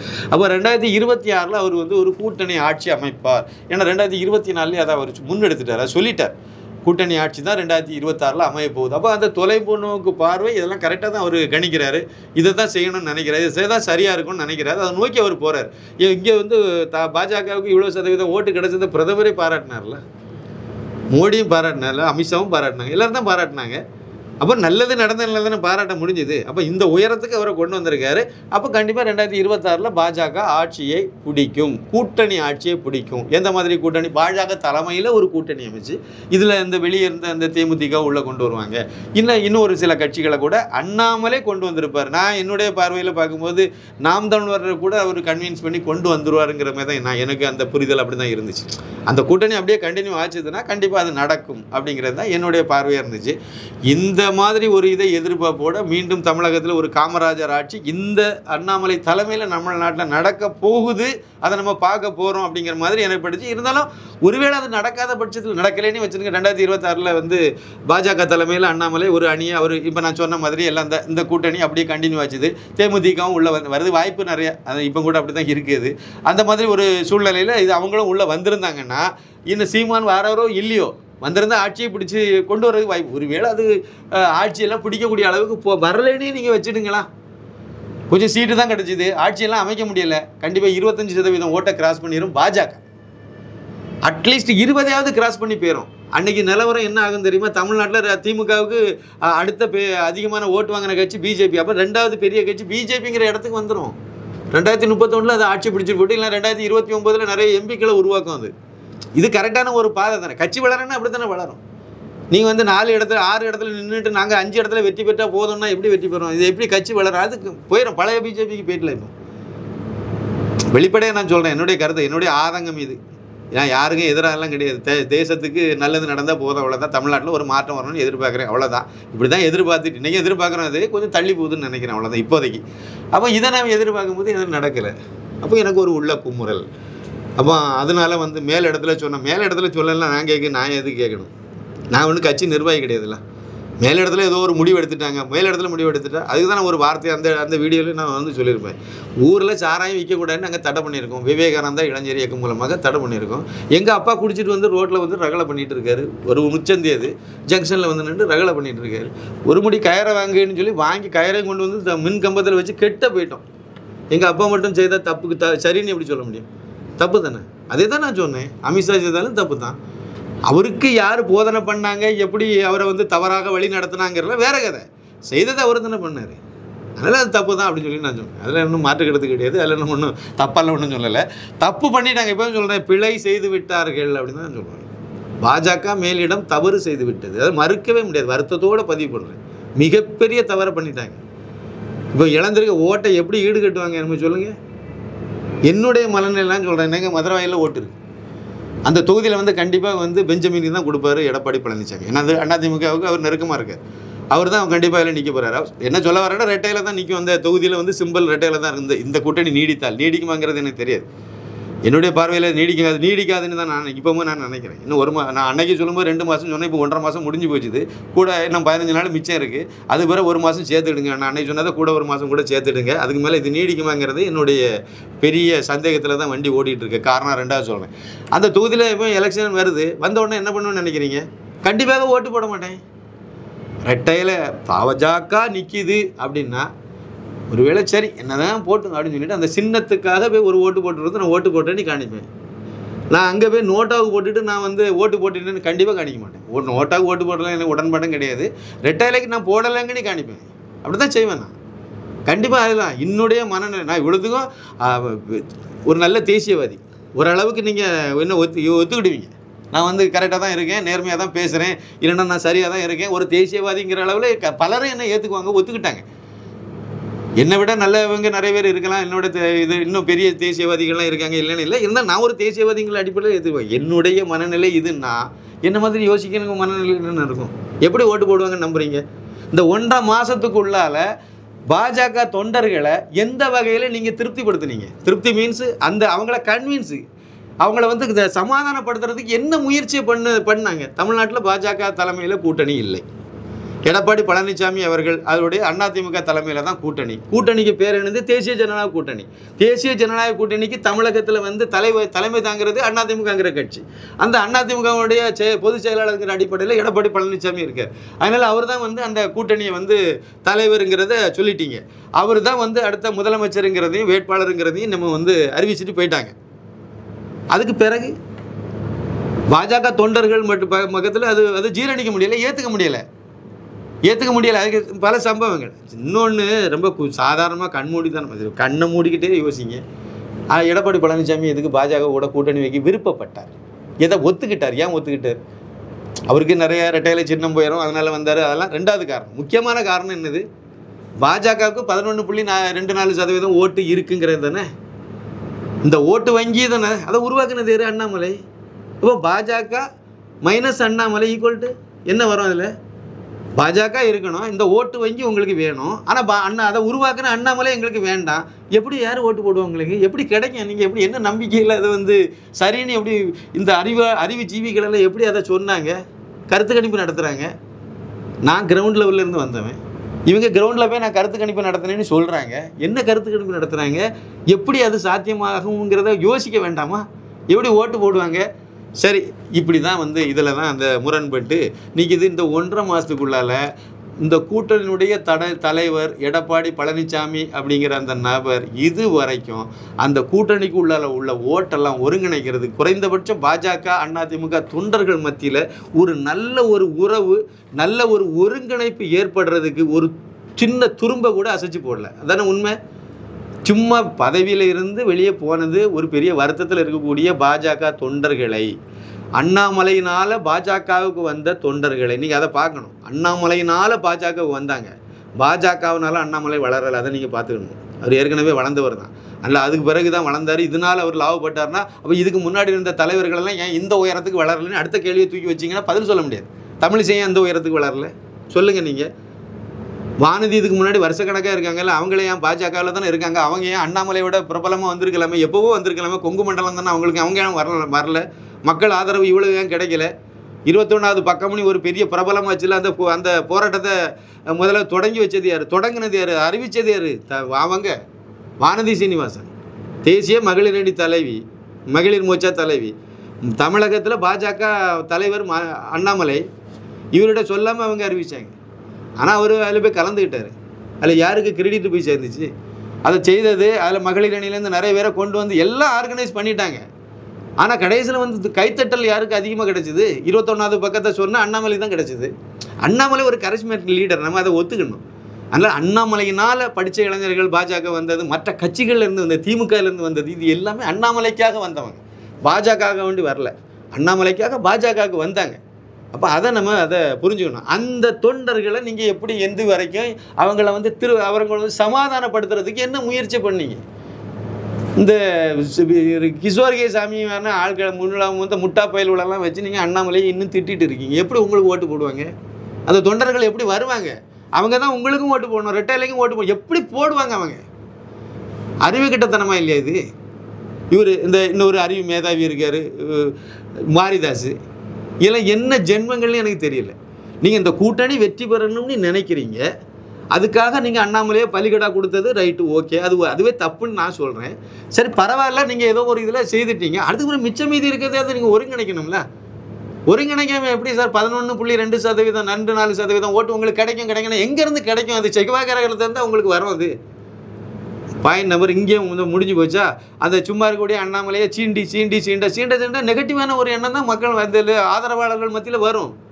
என்னைக்கு வந்திருந்து பாஜகவினுடைய ஐடி விங் அமைப்பாளர் பாலாஜி அவர் வந்து 5 பக்கத்துக்கு அறிக்கை வெளியிடுறாரு. பாஜகவுக்கு எதிராக பேசுகிறவங்கெல்லாம் வந்து திமுக கைக்கூலிகள்ங்கிற மாதிரி அறிவிக்கிறார். பெண் அமைப்பில் பைசா வாங்கிட்டு நான் பெண்ணை எந்த அமைப்பில் நான் இருக்கேன்? இதை அறிவு வேண்டாமா இவங்களுக்கு எல்லாம்? எந்த காலத்தில் இந்த மாதிரி அறிக்கை விட வேண்டிய அவசியம் வந்தது? இதெல்லாம் வந்து யோசிக்க வேண்டாமா? அப்போ பாஜகவில் அப்போ வந்து உங்களுக்கே நல்லா தெரியுது எதுக்கு ஜேபி நட்டா வந்து சென்னையில் வந்து நான் இலங்கைக்கு போகிறேன், ஸ்ரீலங்கா அந்த இதுக்கு முன்னாடி தான் வந்தார் சென்னைக்கு. அந்த டைமில் வந்தார். என்ன சொன்னார்? அதிமுக தொண்டர்களும் பாஜக தொண்டர்களும் பழகணும்னு சொன்னார். ஏன் அந்த வார்த்தைக்கு என்ன எதுனால அந்த மாதிரி சொல்ல வேண்டிய நிர்பந்தம் வந்துச்சு உங்களுக்கு? அப்போ ரெண்டுக்கும் இடையில விரிசல் இருக்குங்கிறது புரியுது இல்லை?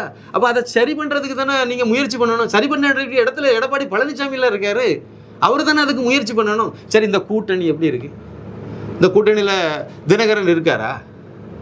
அவர் இல்லாமல் முக்குலத்தோர் ஓட்டு உங்களுக்கு கிடைக்குமா? ஓபிஎஸ் இருக்காரா? குறைந்தபட்சம் கூட்டணியில் ஒன்று கூட்டணியில் வைக்கணும், இல்லை உங்கள் கட்சியில் சேர்க்கணும். அதிமுக அவங்களெல்லாம் சேர்க்கணும். சசிகலா இல்லாமல் எப்படி சார் முக்குலத்தோர் ஓட்டு உங்களுக்கு கிடைக்கும்? அவங்க மேலே 1000 அலிகேஷனை சொல்லுங்கள், என்ன வேணால் சொல்லிட்டு போங்க, கொள்ளைக்காரனே சொல்லுங்கள் அந்த அம்மாவை, அதெல்லாம் வேறு கதை. ஒரு அரசியல் பார்வையாளராக யோசிங்க. முக்குலத்தோர் ஓட்டு அந்த அம்மா இல்லாமல் எப்படி உங்களுக்கு கிடைக்கும்?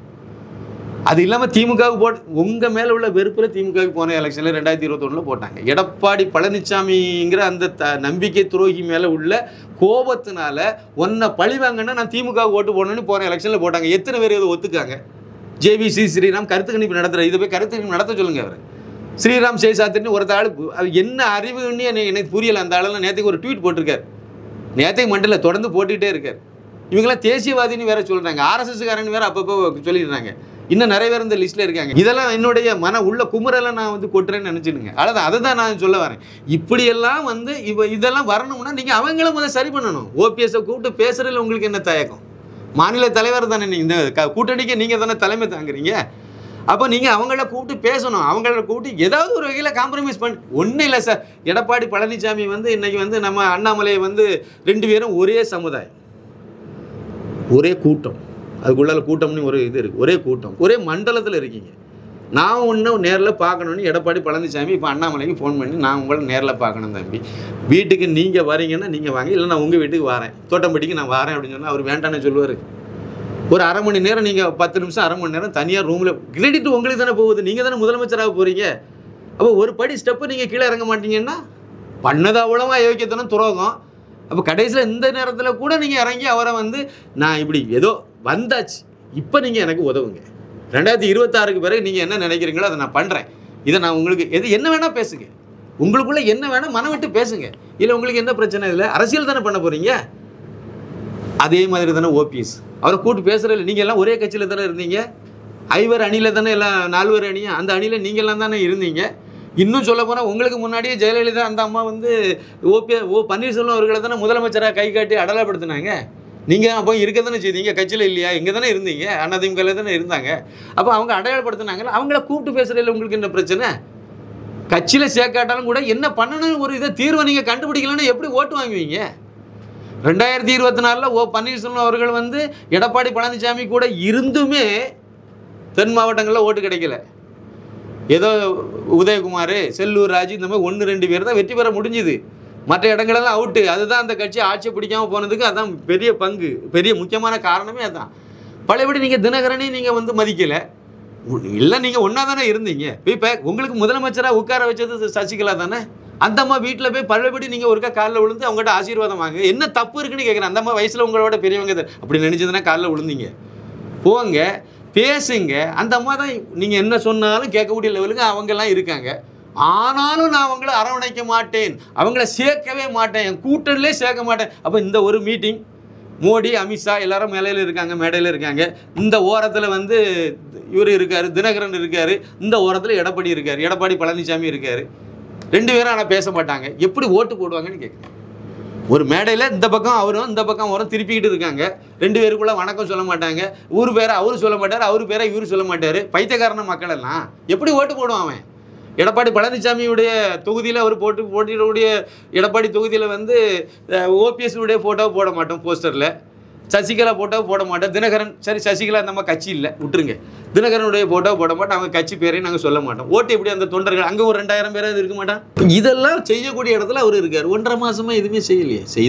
செய்து இதெல்லாம் ஒருங்கிணைஞ்சு வந்துட்டாங்க அப்படின்னா ஒரு வேளை சரி பரவாயில்ல, ஏதோ ஒன்று நடக்கட்டும், நல்ல காரியம் நடந்தால் சரி தான் அப்படிங்கிற நிலைமைக்கு கூட அவங்க எல்லா அண்ணாமலையினால் பாஜகவுக்கு வந்தவங்க, இல்லை தேசியவாதிகள், இல்லை ஆதரவாளர்கள், யாரை வேணால் நீங்கள் எடுத்துடுங்க, அவங்க எல்லாருமே வந்து ஓரளவுக்கு கொஞ்சம் திருப்தி ஆவாங்க, சமாதானம் ஆவாங்க. கோவத்தில் இருக்காங்க, கொந்தளிச்சிட்டு இருக்காங்க. நான் இப்போ வெளிப்படையாக சொல்லிட்டு இருக்கேன், அவங்க சொல்லலை, அவ்வளோதான். நீங்கள் வந்து பார்த்தீங்கன்னா எல்லாமே உங்களுக்கு நல்லா தெரியும், நல்லா அப்பட்டமாக தெரியும். இதில் ட்விட்டர்லேருந்து எல்லாமே பார்த்துட்டு தான் இருக்கும். இப்போ இவங்களெல்லாம் சமாதானப்படுத்துறதுக்கோ இவங்களை வந்து அமைதிப்படுத்துறதுக்கோ எந்த முயற்சியும் பண்ணலை. கேஸ் போடுன்னு சொல்லிட்டு இருக்காங்க பாஜகவிலேருந்தே, அதிகாரப்பூர்வமாக வேறு அறிவிக்கிறாங்க. உங்கள் மேலெல்லாம் நாங்கள் வந்து வழக்கு தொடருவோம்.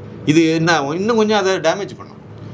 அந்த ஓட்டு சதவீதத்தை இன்னும் கொஞ்சம் கீழே இறக்கும். வெற்றி வாய்ப்பு என்ன ஆகும்? அது இதான் நடக்க போகுது. இது என்னுடைய குமரல். அதனால தான் நான் வந்து இதெல்லாம் பார்த்துட்டு தான் ஒரு நல்ல ஒரு அதாவது ஒரு வெண்ணெய் திரண்டு வரும்போது தாலியை உடைச்சாங்கன்னு ஒரு இது சொல்லுவாங்களே, அந்த மாதிரி தான் அண்ணாமலையை மாற்றினதாக நான் பார்க்குறேன். அதான் அதில் முக்கியமானது. இன்னொரு முக்கியமான விஷயம் என்ன அப்படின்னா, அதாவது வந்து நமக்கு தேவை நெய். கையில் வெண்ணெய் இருக்குது, வெண்ணெயை கையில் வச்சுட்டு எந்த மடையனாவது நெய்க்கு அலைவானான்னு கேட்டாங்க. ஊரில் இப்படி தான் கேட்பாங்க. அண்ணாமலைங்கிற நெய் கையில் இருக்குது, நமக்கு தேவை வெண்ணெய். பாஜக தமிழகத்தில் ஆட்சியை பிடிக்கணும், வளரணும். மிகப்பெரிய ஒரு பொக்கிஷம் கையில் கிடச்சிருக்கு. அதை பயன்படுத்தாமல் யாராவது விடுவாங்க? விட்டுட்டாங்கிற ஒரு பெரிய மன வருத்தம், கோபம், குமுறல். அதனால் நான் வந்து இனிமே அரசியலை பற்றி நம்ம பேச வேண்டாம், பேசி ஒன்றும் ஆக போகிறதில்லை. எடப்பாடி பழனிசாமி ஒருவேளை முதலமைச்சராகவே தமிழ்நாட்டுக்கு மறுபடியும் 2026 வருவாய் துளியளவு வாய்ப்பில்லைங்கிறது என்னுடையது. திமுக வந்துடக்கூடாது, அதனால் எடப்பாடி பழனிசாமி வந்துடணும். சில பேர் எப்படி சொல்கிறாங்க. சரி, அவர் வந்தால் என்ன பண்ணுவார்? புதிய கல்விக் கொள்கையை நடைமுறைப்படுத்தி விடுவார், டாஸ்மாகை மூடி விடுவார், உயர்ந்த ஜாதியினர்னு சொல்லக்கூடிய அந்த சமுதாயத்தில் ஏழைகள் இருக்காங்கல்ல, அவங்களுக்குன்னு 10% இடஒதுக்கீடை மோடி கொடுத்துருக்கார். அதை வந்து இவர் நடைமுறைப்படுத்தி விடுவார். நவோதய பள்ளிகளெல்லாம் தமிழ்நாட்டில் நடைமுறைப்படுத்திடுவார். நீட்டுக்கு எதிராக என்னமோ இருந்தெல்லாம் பேச மாட்டார். வக்பு திருத்த சட்டத்தை நடைமுறைப்படுத்துவார். அதே மாதிரி மத்தியில் என்னமோ வந்து காமன் சிவில் சட்டம் கொண்டு வந்து அதை இவர் நடைமுறைப்படுத்துவார். அதை தொகுதி மறுசீரமைப்பு பண்ணால் அதெல்லாம் இவர் ஏற்றுக்குவார். ஏதாவது சொல்லுங்கள், ஏதாவது நடக்குமோ? ஒன்றுமே நடக்காது. சரி, இந்த திமுக இந்த ஸ்டாலினுடைய அரசாங்கத்துக்கும் இந்த இவர் ஒருவேளை வந்துச்சுன்னா எடப்பாடி பழனிசாமியுடைய அரசாங்கத்துக்கு என்ன வித்தியாசம் இருக்க போகுது? எந்த வித்தியாசமும் இருக்க போகிறது இல்லை. அப்புறம் நான் இதுக்கு ஓட்டு போடணும், நான் இதுக்கு வரணும்னு நான் ஏன் ஆசைப்படணும்? அதுக்கு ஏன் நான் என் தொண்டை தண்ணியை கிளியை கத்திட்டு கிடக்கணும்? தேவையில்லைன்னு முடிவு பண்ணு. அதான் உண்மை. வெளிப்படையாக நான் சொல்கிறேன், எனக்கு எந்த லாபமும் இல்லை, நஷ்டமும் இல்லை. என்ன நான் சொல்கிறேன், வந்த தமிழகத்துக்கு நல்லது, தமிழ் மக்களுக்கு நல்லது. ஆறாக ஓடக்கூடிய சாராயம் இல்லை. அண்ணாமலை வந்தார்னா, அண்ணாமலை மாநிலத்தை அது ஒரு கூட்டணி ஆட்சிக்கு அவர் முதலமைச்சராக வரும் பட்சத்தில் கண்டிப்பாக டாஸ்மாக் இருக்காது. அதே மாதிரி இந்து அறநிலைத்துறையை வந்து அரசாங்கத்திலேருந்து வெளியே வந்துடும். அதுலேருந்து அரசாங்கத்தை வெளியே எடுத்துருவாங்க கண்டிப்பாக. இது நான் இப்போ சொன்ன அவ்வளவு திட்டம், இது போக இன்னும் மிச்சம் மீதி இருக்க மோடி அரசாங்கத்துடைய அத்தனை திட்டமும் தமிழ்நாட்டுக்கு வந்துடும். இப்போ இன்னும் ஒரு திட்டமும் வராது. இவர் வந்தாலும் வராது. அப்புறம் எதுக்கு அதை நம்ம வந்து கஷ்டப்பட்டு எதுக்கு பண்ணிட்டு கிடக்கணும்னு சொல்கிறேன். பேய்க்கு பயந்து ஒரு பிசாசை கொண்டு போய் நான் வச்ச மாதிரி சொல்லுவாங்களா, அந்த மாதிரி தானே வரும். அதுதான் என்னுடைய கேள்வி. அதனால் நான் தான் சொன்னேன், இந்த கேடு கேட்ட அரசாங்கத்தை தூக்கணும், இதுக்காக எல்லாரும் ஒன்று சேரணும்னு சொன்னது முதலாவது நான் தான் சொன்னேன். அதில் நாம் தமிழரை உள்ளே கொண்டு வர அந்த பாயிண்ட்டுக்கு நான் அதை சொன்னேன். முன்னாடி நான் பேசியிருக்கேன், எல்லாரும் ஒருங்கிணைஞ்சு இதை பண்ணணும். இது அதை விட டேஞ்சரெல்லாம் இருக்குது. இப்போ ஊழலே செய்ய மாட்டாங்கன்னு சொல்லுங்கள். ஊழல் செய்த ஒருத்தங்க என்னமோ ஊழல் செய்ய மாட்டாங்கன்னு சொன்னால் அதுவே கேள்வி குத்தா இருக்காதா? அப்போ எந்த வகையில் நம்ம வந்து ஆதரிக்க ஏதாவது ஒரு லாஜிக் இருக்கணும்ல நமக்கு. அது அங்கே சொல்லிட்டாங்க, நான் இல்லை, அது அங்கே சொன்னாங்கன்னா நீங்கள் ஏழுங்க, எனக்கு எல்லாம் உடன்பாடு இல்லை, அவ்வளோதான். எனக்கு எதிர்பார்ப்பு இல்லை, உங்களுக்கு எதிர்பார்ப்பு இருக்கும். கட்சியில் பெரிய ஆளாக வரணும், அடுத்த எலெக்ஷனை நிற்கணும், அதுக்கு ஓட்டு போடணும், அதில் நான் இருக்கணும், உங்களுக்கு எதிர்பார்ப்பு இருக்கலாம். அதனால் அந்த மாதிரிப்பட்டவங்க பேசுங்க. இல்லைனா வேறு எங்கே இருந்தோ பணம் உங்களுக்கு வந்திருக்கும், கருத்து கணிப்பு நடத்துங்க, எது வேணாலும் பண்ணிட்டு போகிறாங்க. எனக்கு என்ன வந்து போச்சு பண்ணலை. அப்போ நான் என்ன நினச்சேன் அப்படின்னா, இது ஒரு முக்கியமான காரணம். அப்புறம் நான் என்ன நினச்சேன் அப்படின்னா, இந்த நேரத்தை நம்ம வேறு இதுக்கு பயன்படுத்தணும். நம்முடைய நோக்கம் என்ன? 2005 நான் வந்து மாலை மலர் குரூப்பில் அந்த நிறுவனத்திலேருந்து நான் வெளியே வந்தேன். எதுக்காக வந்தேன்? சினிமா துறைக்கு வந்தேன். கிட்டத்தட்ட 2005 இன்றைக்கி 20 வருஷம் ஆச்சு. 2025 வந்தாச்சு. பல படங்களில் நான் வேலை செய்தேன். அதில் உள்ள நெளிவு சுழிவுகளெல்லாம் தெரிஞ்சு போச்சு. நிறைய வேலைகளையும் கற்றுக்கிட்டேன், எல்லாம் பண்ணிட்டோம். இது அந்த துறை வந்து கொஞ்சம் நிறைய விஷயங்களை நம்ம செய்ய வேண்டியது. அதனால தான் பரமசிவன் பாத்திமாவெல்லாம் நம்ம அந்த கருத்தெல்லாம் நம்ம சொல்ல வேண்டிய கருத்து முக்கியமான விஷயம். இங்கே நடக்கக்கூடிய நிறைய சீரழிவுகளை நம்ம திரையில் கொண்டு காணிக்க வேண்டியது இருக்குது. அதை செய்யணும். இப்போ அதை நோக்கி நம்ம பயணத்தை தொடங்குவோம். அந்த வேலையை நம்ம இந்த இதில் செய்வோம். இப்போ அண்ணாமலை வந்து தலைவராகவே நீடிச்சு, அவர் தான் வந்து முதலமைச்சர் வேட்பாளர் இந்த அணியில் அப்படிங்கிற மாதிரி சூழ்நிலை ஆகி அவர் 2026 எலெக்ஷன் வரைக்கும் அவர் போகிறாருன்னா கண்டிப்பாக நான் அதை விட்டுட்டு தான் இதை செய்வேன். எனக்கு அதை விட இது முக்கியமாக எனக்கு தோணிச்சுது. அது அதனால தான் அதெல்லாம் கொஞ்சம் அப்படியே ஆஃப் பண்ணி வச்சுட்டே போனேன். 1-2 சந்தர்ப்பங்கள் வந்தது. முக்கியமாக எனக்கு இன்றைக்கி இருக்கக்கூடியது க்ரௌட் ஃபண்டிங். அதில் படம் பண்ணலாம். ஒரு ஆளை வச்சு படம் பண்ணும்போது தான், ஒரு ஆள் தயாரிக்கிறதுல படம் பண்ணும்போது தான், 1 கோடி ரூபாயை ரெடி பண்ணுறது தான் சில சிரமங்கள் எனக்கு வந்துச்சு. அதில் வந்து ஃபண்டு இன்னமும் அது கொஞ்சம் கொஞ்சம் அப்படியே டிலே ஆகிட்டு போச்சு. ஆனால் இது வேணால் ஒரு 10 பேர், 20 பேர், 50 பேர், 100 பேர், 200 பேர், எல்லாம் 1000 பேரையே ஒன்று சேர்த்து நான் பண்ணேன்னா இன்றைக்கி எனக்கு மேலே நம்பிக்கை இருக்குது. நிறைய பேர் தரதுக்கு முன் வந்துட்டாங்க. நான் கொஞ்சம் ஸ்டாப் பண்ணி வச்சுருக்கேன் அதை. அப்போ நான் அந்த ஆப்ஷனில் நம்ம போவோம். என்ன, அந்த ஃபண்டையும் நம்ம ரைஸ் பண்ணணும், படத்தையும் நம்ம வந்து பண்ணணும், மேக்கிங் பண்ணணும். அது கம்மியான பட்ஜெட்டில், 1 கோடிங்கிறது பெரிய பட்ஜெட் கிடையாது, கம்மியான பட்ஜெட்டில் பண்ணணும். அது வெற்றி படமாகவும் ஆகணும். அப்போ நமக்கு வந்து நம்ம சித்தாந்த ரீதியாக தான் நம்ம வந்து போகிறோம் அந்த இதில். ஆனால் சினிமா தான் எடுக்கிறோம், கமர்ஷியலாக தான் கொண்டு போகிறோம், கமர்ஷியல் விஷயங்களை தான் உள்ளே வைக்கிறோம், என்டர்டைன்மெண்ட் ஓரியன்டாக தான் அதை எடுத்துகிட்டு போகிறோம். ஆனால் நல்ல கதையை கரெக்டாக கொண்டு போகணும். அதில் சொல்ல வேண்டிய விஷயங்கள்லாம் பயங்கரமான நல்ல விஷயங்களை தான் நம்ம எடுத்துகிட்டு போகிறோம். எல்லாத்துக்கும் இருக்கக்கூடிய விஷயமாக தான் இருக்கும். நான் வேறு படத்தை ஒப்பிட்டு சொல்ல வேண்டாம்னு நினைக்கிறேன். அதனால் நான் வேறு படங்களை வந்து ஒப்பிட்டு சொல்லலை, கதைக்கு உள்ளே நான் போகலை. ஆனால் அந்த முயற்சியை நம்ம செய்வோம், அதை நம்ம செய்வோம். நாம் உருவாக்குவோம் ஒரு சாம்ராஜ்யத்தை சினிமாவில், தமிழ் சினிமாவில் நாம் ஒரு சாம்ராஜ்யத்தை உருவோம். இந்த பிராமண துவேஷம்னியே காலம் ஃபுல்லாக படத்தில் வச்சுக்கிட்டே வரேன், ஒரு பேர் கேட்க மாட்டேங்கிறேன். யாராவது சினிமாவில் வந்து இது சினிமாக்காரங்க இது தப்புப்பா, இந்த மேலே எந்த சமுதாயத்தையும் நீ இழிவுபடுத்தாது அப்படி யாராவது சொல்லியிருக்காங்களா?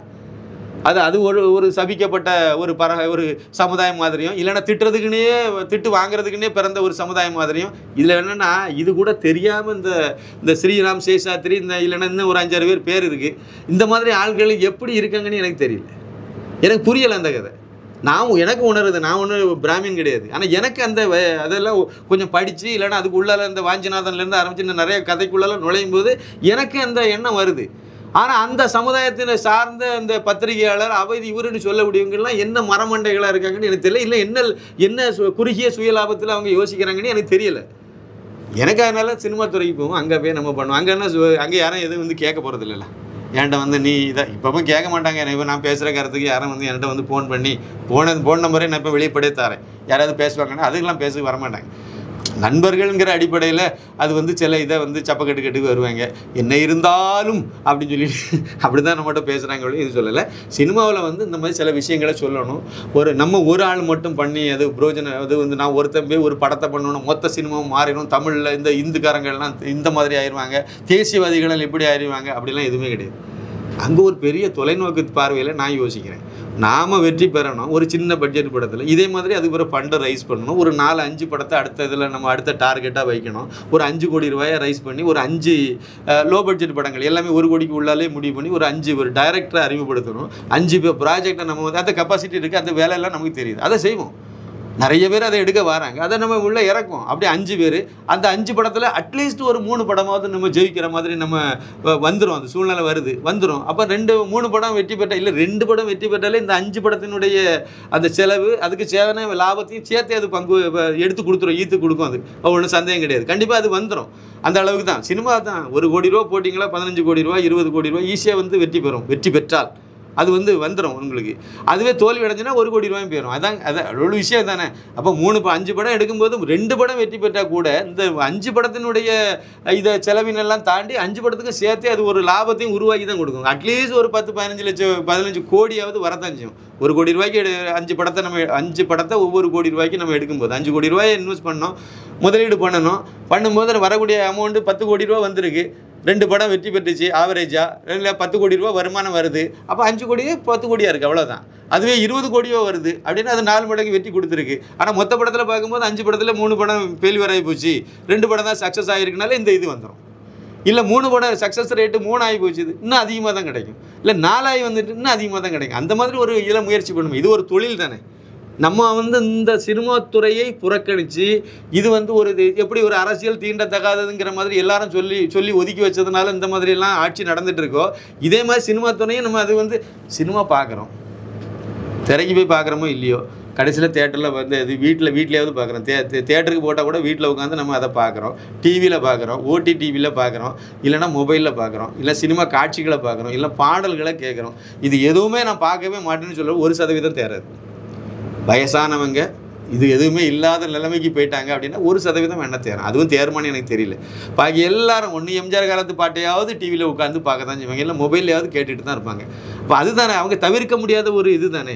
அப்போ அதுக்கு உள்ளால போய் நம்ம விஷயங்களை சொல்ல, குறைந்தபட்சம் நம்ம வந்து நல்ல விஷயத்த சொல்லலாமே. அங்கே இந்து மதத்தை இழிவுபடுத்தாமல் படம் எடுக்கலாமே, எந்த சமுதாயத்தையும் கேவலப்படுத்தாமல் படம் எடுக்கலாமே, இன்னும் நிறைய விஷயங்களை சொல்லிட்டு போகலாமே. நல்ல அழகான ஒரு சுவர், நல்ல ஓவியம் வரைய தெரியும், வரையலாமே. அதையே விட்டுட்டு இருக்கோம். அதனால் அதை பண்ணுவோம் அப்படின்னு நான் நினைக்கிறேன். கண்டிப்பாக அதை சீக்கிரமாக வேலையை தொடங்குற இதை நோக்கி போகிறேன். அப்போ இப்போ வந்து முடிவு பண்ணால் கிரவுண்ட் பண்ணி இப்போ கம்பெனி ஏற்கனவே பதிவு பண்ணி வச்சுருக்கோம். அந்த கம்பெனியை ரினியூ பண்ணி அதுக்குள்ளெல்லாம் பண்ணி டைட்டில் ஏற்கனவே பதிவு பண்ணி வச்சுருக்கோம். அதையும் பண்ணி அதுக்கப்புறம் ஆர்டிஸ்ட் இவரெல்லாம் நம்ம கண்ணன் மாஸ்டர் இருக்கார், சித்தாந்தவாதி. அவரை விட என்ன சித்தாந்தவாதி பெரிய நடிகர்கள் இருக்க போகிறாங்க. நல்ல அருமையான ஒரு நடிகரும் கூட, நல்ல மனிதர் வேறு. அவரை பயன்படுத்துவோம். முக்கியமான கேரக்டரில் அவரை நான் பயன்படுத்த போகிறேன். ரவி சார் இருக்கார், அவரை விட என்ன பெரிய நடிகர், ஒரு சிறந்த ஒரு நடிகர். அவரை நம்ம திறமையானவர், அவர் எல்லாமே அவருக்கு தெரியும் அது சினிமாவை பற்றி. அவரை நம்ம ஒரு முக்கியமான இது பண்ணலாம். கஸ்தூரி அந்த அம்மாவும் நல்ல ஒரு இதில் தான் இருக்காங்க. அவங்கள நம்ம முக்கியமான ஒரு கேரக்டருக்கு முடிஞ்சுன்னா நம்ம அவங்கள பயன்படுத்துவோம். இது மாதிரி இன்னும் 1-2 பேர் நம்ம சைடில் உள்ளவங்க இருக்காங்க, அவங்கள பயன்படுத்தும். பாக்கியெல்லாம் புதுமுகமாக வைப்போம். புதுமுகம் வைக்கும். என்ன புதுமுகத்தை வச்சு நடிக்க வைக்கும்போது அவங்களுக்கு இந்த கொஞ்சம் ரிகர்சல் பண்ண வேண்டியது இருக்கும். அவங்க முதல் இதில் வரும்போது அவங்கள்ட்ட அந்த பெர்ஃபார்மன்ஸ் வந்து சரியானபடி வர விளைக்கணும், அவ்வளோதான். அதுக்காக கொஞ்சம் மெனக்கட்டணும், படுவோம். வேறு என்ன வேலை அதை செய்வோம். செய்துக்கிட்டு நம்ம படத்தினுடைய வேலையை நம்ம செய்தோம்னா சரியாக இருக்கும். இப்போ 5000 ரூபா தான் முடியும் ஒருத்தர். இதுக்கு நான் வந்து பண்ணுறதுக்கு தயாராக இருக்கேன். நிறைய பேர் சொல்லிட்டு இருக்காங்க, உதவி பண்ண தயாராக இருக்காங்க. அதை மாதிரி பண்ணுறாங்க. அதையும் நம்ம பயன்படுத்திக்குவோம். 10000 ரூபா பண்ணலாம், அதையும் பயன்படுத்திடுவோம். அவங்களுக்கும் ப்ராப்பரான அக்ரிமெண்ட் போட்டு கொடுத்துருவோம். இப்போ 100 ரூபா ஸ்டாம்ப் பேப்பரில் என்ன எழுதணுமோ இல்லை எழுதி நம்ம பணம் தந்ததுக்கும் ஆதாரம் அவங்க கொடுக்குற செக்கில் கொடுக்குறாங்க, செக்கில் என்ன நம்பர் அதையும் நம்ம போட்டு ப்ராப்பராகவே வெளிப்படையாகவே செய்வோமே. ஒரு தொழிலை செய்வோமே. தொழில் தானே அது. உடன்பாடு உள்ளவங்களை நம்ம செய்வோம். இதை மாதிரி நிறைய பேர் வெளியில் யூஎஸில் உள்ளவங்க நிறைய கான்டாக்டில் இருக்காங்க, கனடாவில் இருக்காங்க, வெளிநாடு ஆஸ்திரேலியாவில் இருக்காங்க, நிறைய இருக்காங்க. அவங்ககிட்ட நம்ம கேட்கும்போது அவங்களால 1 லட்ச ரூபா பண்ணலாம், ஓகே. இல்லை 5 லட்ச ரூபா பண்ணலாம், ஓகே. இல்லை 50,000 ரூபா தான் பண்ண முடியும். ஏதோ பண்ணுங்கன்னு தானே கேட்குறோம். அதுக்கு தயாராக இருக்காங்க. அதையும் பயன்படுத்தி செய்யக்கூடாது. எதுக்கு ஒரே ஆளுன்னு சொல்லி ஒரே ப்ரொடியூசர் அவங்களையும் பயன்படுத்துவோம். அவங்க பண்டெல்லாம் ரெடியான பிறகு அடுத்து ஒரு ப்ராஜெக்டில் அவங்கள நம்ம மிங்கிள் பண்ணுவோம். யாரையும் விட வேண்டாம், எல்லாத்தையும் பயன்படுத்துவோம் அப்படிங்கிற நோக்கத்தில் நான் இப்போ இறங்கி அடுத்த கட்டம்னு நீங்கள் கேட்டிங்களா, அதுக்கு பதில் இதுதான். அடுத்த கட்டம் இதை தான் நம்ம செய்ய போகிறோம். அந்த படத்தில் நீங்கள் ஒரு முக்கியமான கேரக்டரில் நடிக்கிறீங்க. இப்போது உங்களோட படத்தில் வந்து புதுமுகத்துக்கெல்லாம் வந்து வாய்ப்பு அப்படின்னு சொல்லியிருந்தேன். இப்போ கண்ணன் மாஸ்டர், கஸ்தூரி அவங்க, ரவி அவங்களாம் மூத்த நடிகர்கள். அவங்களுக்கு வந்து பரிச்சயமானவங்க. அவங்க எங்களை மாதிரி, அதாவது குறிப்பாக இப்போ என்னக்கெல்லாம் வந்து என்ன மாதிரியான அதில் வாய்ப்பு இருக்கா? கண்டிப்பாக அதான் சொன்னேன் நான் உங்களுக்கு வந்து கண்டிப்பாக வாய்ப்பு இருக்குது, இதில் இருக்குது. நம்ம ஆட்கள் தான் அதிகமாக இல்லை நம்ம பயன்படுத்த அதான் முடிவு பண்ணிட்டோம். உங்களுக்கு வந்து அதில் ஒரு முக்கியமான இதை நான் தனியாக உங்களுக்கு சொல்கிறேன், ஒரு கேரக்டர். மற்றபடியும் வந்து எந்தெந்த கேரக்டர் யாருங்கிறதெல்லாம் நான் முடிவு பண்ணி யாருங்கிறதெல்லாம் நம்ம சொல்லிட்டோம். அதே மாதிரி யார் மியூசிக் பண்ணலாம், யார் எதாவது கேமராமேன், என்ன இது யாரோட எடிட்டரு, அந்த மாதிரி டெக்னீஷியன், தொழில்நுட்ப கலைஞர்கள், அப்புறம் வந்து ஆர்டிஸ்ட், இது ஆல்மோஸ்ட் முடிஞ்சுது. கேமராவுக்கு என்ன எல்லாமே நம்ம முடிச்சிட்டோம். அதெல்லாம் ஸ்கிரிப்ட் முடிஞ்சுது, மற்ற வேலைகளையும் இதெல்லாம் முடிச்சிட்டோம். இப்போ நம்ம களத்தில் செய்யக்கூடியது யாராவது நம்ம சாரில் உள்ளவங்க நம்ம வந்து நடிக்கணும் அப்படின்னு விருப்பப்படுறாங்க அப்படின்னா இந்த வாய்ப்பில் இந்த படத்தில் கண்டிப்பாக நம்ம கொஞ்சம் கஷ்டம். சும்மா வந்து கூட்டத்தோடு நின்றுட்டு போகிறதுக்கு நம்ம கொடுக்க முடியாது. வந்தால் ஒரு நல்ல உருப்படியான ஏதாவது ஒன்று நம்ம கிரவுண்ட் எல்லாருமே எதிர்பார்க்க டைலாக் கொடுக்கணும் அப்படின்னு சொல்லிட்டு அது மாதிரியானது வாய்ப்பு இருந்தால் சின்ன இதில் வேணால் பண்ணுறதுக்கு வாய்ப்பு இருந்தால் அதை நம்ம பயன்படுத்திக்கலாம்.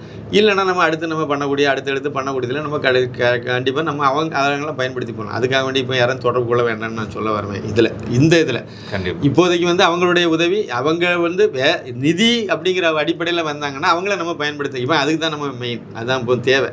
அதனால் அது முக்கியம்தான், அதுக்கு நம்ம பண்ணலாம். அந்த மாதிரி ஒரு நிதி உதவி பண்ண முடியுது, அவங்க பண்ண முடியாது. நான் ஏற்கனவே சொல்லிட்டேன் அதுக்கு என்னென்ன பண்ணணும், என்னென்ன பொதுவாக சட்டப்பூர்வமாக என்னென்ன உடன்படிக்கை எந்த இதெல்லாம் பண்ணுவோம், அக்ரிமெண்ட் என்ன பண்ணுவோமோ அந்த இதை நம்ம கரெக்டாக செய்து தான் நம்ம செய்வோம். யாரையும் வந்து ஏற்கனவே 1-2 பேர் நம்ம நான் இப்போ பங்களிப்பு கொடுக்கலான் இருக்கேன். இப்போ நான் வந்து மினிமம் எவ்வளோ கொடுக்கலாம்?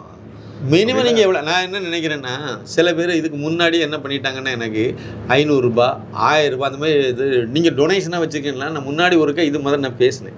நான் அப்போ வேலையை தொடங்கும்போது சொல்கிறேன் அப்படிங்கிற மாதிரி தான் நான் சொல்லியிருந்தேன். ஆனாலும் எனக்கு அனுப்பி விட்டாங்க.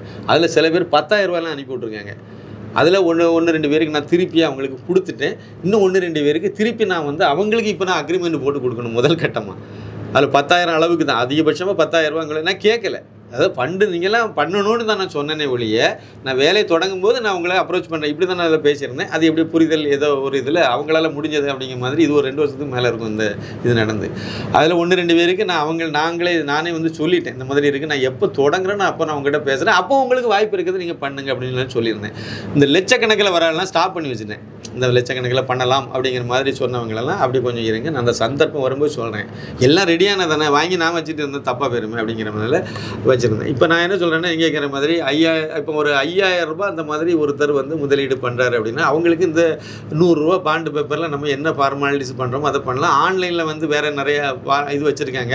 அது வெளிநாட்டில் இருக்கக்கூடியவங்க அவங்களுக்கெல்லாம் வந்து அதில் நிறைய இது இருக்குது. ஆன்லைனில் பண்ணுற 2 பேருடைய சிக்னேச்சரையுமே வந்து ஆன்லைன் சிக்னேச்சர் லீகலி அக்செப்டட். அது அவங்களுக்கு தெரியும், ஏற்கனவே நிறைய அக்ரிமெண்ட் போட்டிருப்பாங்க. அவங்களுக்கு ஆன்லைன்லேயே நம்ம பண்ணிடலாம். நேரில் பண்ணுறவங்களுக்கு நம்ம 100 ரூபா பாண்டு பேப்பரில் பண்ணிடலாம்ங்கிறது தான் என்னுடைய இது. வெளிப்படையாக இருக்கும், அவங்க கையில் இருக்கும், 2 பேருடைய கையெழுத்தும் இருக்கும், ஒரிஜினல் அவங்க கையில் இருக்கும். ஏன்னா அவங்க தான் முதலீட்டாளர். அவங்க நம்ம வந்து ப்ரொடியூசர் அந்த கேட்டகரியில் தான் வரும். மனைவி பேரில் தான் இருக்குது. காவியன் கலைக்கூடம்ங்கிற கம்பெனி பேர், அது வந்து ப்ரொப்பரேட்டர் வந்து மைதிலி. அதனால் மைதிலி பேரில் தான் இது இருக்குது, நம்ம டைரக்டர். அப்போ இந்த இதில் வந்து அந்த லாப பங்கீடு என்னவோ அதை கரெக்டாக நம்ம அவங்களுக்கு செய்துருவோம். அந்த பங்கீடு அடிப்படையில் தான் அந்த அக்ரிமெண்ட்டே இருக்கும். குறைஞ்சது ஒரு 5,000 கொடுத்தாதான் அந்த அக்ரிமெண்ட் வரும். இப்போ வந்து 1000 ரூபா கொடுக்குறாங்க அப்படின்னா அவங்களையும் கணக்கில் தான் சேர்க்கணும்னு நான் நினைக்கிறேன். அவங்களுக்கும் வந்து நம்ம 0.01% 2% லாப பங்கீடு வருதுன்னா அந்த ரேஷியோவுக்கு அதுக்கு என்ன உண்டுமோ அந்த பெர்சன்டேஜ் அடிப்படையில் பங்கீடில் லாபத்தை கொடுத்துருவோம். ஆனால் அவங்களுக்கு அக்ரிமெண்ட் இருக்காது. ஏன்னா 1000 ரூபாய்க்கு அக்ரிமெண்ட்டுக்கு 100 ரூபா பாண்டு பேப்பர் வாங்கி அதுக்குடைய கமிஷன் ஒரு 30-40 ஏதோ போகும்னு நினைக்கிறேன். அதையும் கொடுத்து இதை நம்ம ஒன்று ரெடி பண்ணி இதில் நம்ம ஒரு கொரியரில் ஏதாவது அனுப்பணும் அப்படின்னு வச்சுருங்க. அதில் ஒரு பாதி அளவுக்கு இந்த செலவிலே போகிற மாதிரி ஒரு இது வரும். அப்போ அது வந்து தேவையில்லை. இது நம்பிக்கையில் தான் பண்ணுறாங்க. நம்ம அதை வந்து அவங்க நோட் பண்ணி அவங்களுக்கு வேறு மாதிரி ஏதாவது ஒரு இந்த பாண்டு பேப்பரில் கொடுக்காம வேறு மாதிரி ஏதாவது ஒரு இது நம்ம வந்து பண்ண வந்துச்சுங்கிறதுக்கு அத்தாட்சி மாதிரி நம்ம எதாவது கொடுத்த போதும்னு நான் நினைக்கிறேன். இது என்னுடைய தனிப்பட்ட இது. லாயர்கிட்ட வேறு இதை இன்னும் கொஞ்சம் ஒரு சின்ன ஃபைனல் டிஸ்கஷன் ஒன்று இருக்குது, அதையும் நான் முடிக்க வேண்டியது இருக்குது. முடிச்சிட்டா இது வந்து ஒரு கிளியரான ஒரு இதுக்கு வந்துடும். மறுபடியும் 5,000 10,000 20,000 50,000 1 லட்சம் 2 லட்சம் 5 லட்சம் என்ன எவ்வளவு முடியுதோ அவங்க பண்ணலாம். இப்போ வந்து ஒரு 15 லட்சத்துக்கு மேலே ஒருத்தங்க பண்ணுறாங்க அப்படின்னா அவங்களுக்கு இணை தயாரிப்பாளருங்கிற கேட்டகரியில் நம்ம அவங்கள பயன்படுத்தலாம். ஒரு 15க்கு மேலே கொடுக்குறாங்க அப்படின்னா இணை தயாரிப்பு அப்படின்னு கொடுக்கலாம். ஏன் 10 லட்ச ரூபா கொடுக்குறவங்களுக்கு என்ன அவங்களையும் போட வேண்டியதானே கேட்பீங்க. போடலாம். என்ன பிரச்சனை வரும்னா ஒரு 10 பேர் கொடுத்தாங்க இல்லை ஒரு 8 பேர் கொடுக்குறாங்கன்னா நம்ம 8 பேர் பேரை நம்ம மேலே ஏற்றுற மாதிரி வரும் டைட்டில் கார்டில். ஏன்னா இணை தயாரிப்புன்னு சும்மா மொத்தமாக பொய் சொல்லக்கூடாது. இல்லை போடுறோம் அப்படின்னா இணை தயாரிப்புன்னு போட்டு 8 பேர் 10 பேரை நம்ம எழுதுகிறோம் அப்படின்னா அது கொஞ்சம் ஒரு மாதிரி இருக்கும். அந்த டைட்டில் கார்டே ஒரு மாதிரி சொதப்புற மாதிரி இருக்கும். மொத்தத்தில் படத்தினுடைய இதில் வரும்போது அதை அவ்வளோ டைட்டில் போட்டால் கொஞ்சம் நல்லா இருக்காது. ஒரு 15 அப்படின்னு சொல்லி ஒரு லிமிட் பண்ணணும் அப்படின்னா அந்த இடத்துல நம்ம மற்றவங்களும் நம்ம இதுக்கு தயாரிப்பாளர் தான், எல்லாருமே இதுக்கு பங்கெடுக்கிறோம், நிதி பங்கெடுக்கிறவங்க தான். இவங்களுக்கு அதில் ஒன்று தேவைப்படுது, எனக்கு இது மாதிரி வேணும். சில பேர் அதெல்லாம் எனக்கு தேவையில்லை அப்படிம்பாங்க. அது பிரச்சனை இல்லை. இணை தயாரிப்புங்கிற பேர் அதை பயன்படுத்தணும்னு நினச்சாங்கன்னா அந்த மாதிரி ஒரு 15 இல்லைனா அதுக்கு மேலே பண்ணக்கூடிய 15 லட்சம் இல்லைனா அதுக்கு மேலே பண்ணுறவங்களுக்கு இணை தயாரிப்புங்கிற கார்டோடய நம்ம வந்து பயன்படுத்திக்குவோம். அந்த மாதிரி ஒரு அஷூரன்ஸ் அவங்களுக்கு மட்டும் நம்ம கொடுத்துருவோமே. வந்துட்டு போட்டு டைட்டில் கார்டில் பேரே வந்துட்டு ஏன்னா ரொம்ப அதிகமாக வராது, தேவைப்படாது நமக்கு. குறிப்பிட்டதான் வரும். ஒரு 25, 15 ஒரு அந்த மாதிரி போகும்போது கொஞ்சம் கம்மியான எண்ணிக்கையில் வரும். அது இந்த குறைஞ்ச எண்ணிக்கையில் வரவங்க தான் அதிகமாக வருவாங்க. நமக்கு அந்த நம்பர் அது தான் வரும். அதில் இப்படி நான் யோசிச்சிருக்கேன், பார்ப்போம். இன்னும் ஒரு ஒரு என்னுடைய இது என்ன அப்படின்னா, ஒரு 30 நாள் இல்லை 45 நாளைக்குள்ளால் பூஜை போட்டு தொடங்கிடணுங்கிறது தான் என்னுடைய. அதுக்கு முன்னாடி மற்ற வேலைகள்லாம் முடிச்சுக்கிட்டு, இந்த வீடு வேறு மாற்ற வேண்டியது இருக்குது, வீடே மாற்றணும், அலுவலகம்லாம் ஒன்று ரெடி பண்ண வேண்டியது இருக்குது, வேறே ஒரு ஆப்ஷன் இருக்குது, அது ஆஃபீஸ் லெவல் இந்த இதுக்கு அதையும் பண்ண வேண்டியது இருக்குது. இதெல்லாம் அதோட பண்ணணும். அடுத்தடுத்த இந்த மாதம் அடுத்த மாதத்துக்குள்ளே இந்த வேலைகள்லாம் செய்ய வேண்டியது இருக்குது. அதனால் ஒரு 1.5 மாதம் டேட் என்ன முடிவு பண்ணல. அடுத்த மாதத்தில் 7வது மாதம் அப்படி எடுத்துடுங்க. ஜூலை மாதத்தில் ஒரு நல்ல நாள் பார்த்து இப்போ ரெடி பண்ணி அதுக்குள்ளால் ஃபண்டை ரைஸ் பண்ணணும். அதான் எல்லாம் முக்கியம். பூஜை போடுறோம்னா அதுக்கு முன்னாடி ஃபண்டை ரெடி பண்ணிட்டு தான் வேலையை தொடங்க முடியும். பூஜை போடுறோம்னு வெறுமனே பூஜை மட்டும் போட்டுட்டு போகிறதில்ல. பூஜை போடுறோம் அப்படின்னா அதுலேருந்தே உடனே இசை பதிவை நம்ம ஆரம்பிக்கிற மாதிரி இருக்கும். அதுதான் முதல்ல போட்டோன்னே சினிமா வேலையை ஆரம்பிச்சிருக்கு. ஆமாம், பாடல் பதிவு தான். பூஜை போட்டு அது பாடல் பதிவு அன்னைக்கு தான் போட வேண்டியது இருக்கும். அதுதான் போடணும். இல்லைன்னா ஷூட்டிங் போனால் இசை இதில் அது டெய்லி நம்ம கோயிலில் போய் சாமி கும்பிடலாம், இதெல்லாம் பண்ணலாம். ஒரு சம்பிரதாயமாக நம்ம ஆரம்பிக்கிறதா இருந்தால் ஒன்று இந்த பூஜைன்னு ஒன்று போடுறோம் அப்படின்னா பூஜைக்கு முன்னாடி கூட நம்ம பாடல் பதிவு பண்ணாலும் பண்ணலாம். நான் என்ன நினைக்கிறேன்னா பூஜை போட்டுகிட்டே வேலையை ஆரம்பிப்போம். அதாவது பூஜையுடன் பாடல் பதிவு அப்படிங்கிற மாதிரி நம்ம கொண்டு வந்துடலாம்.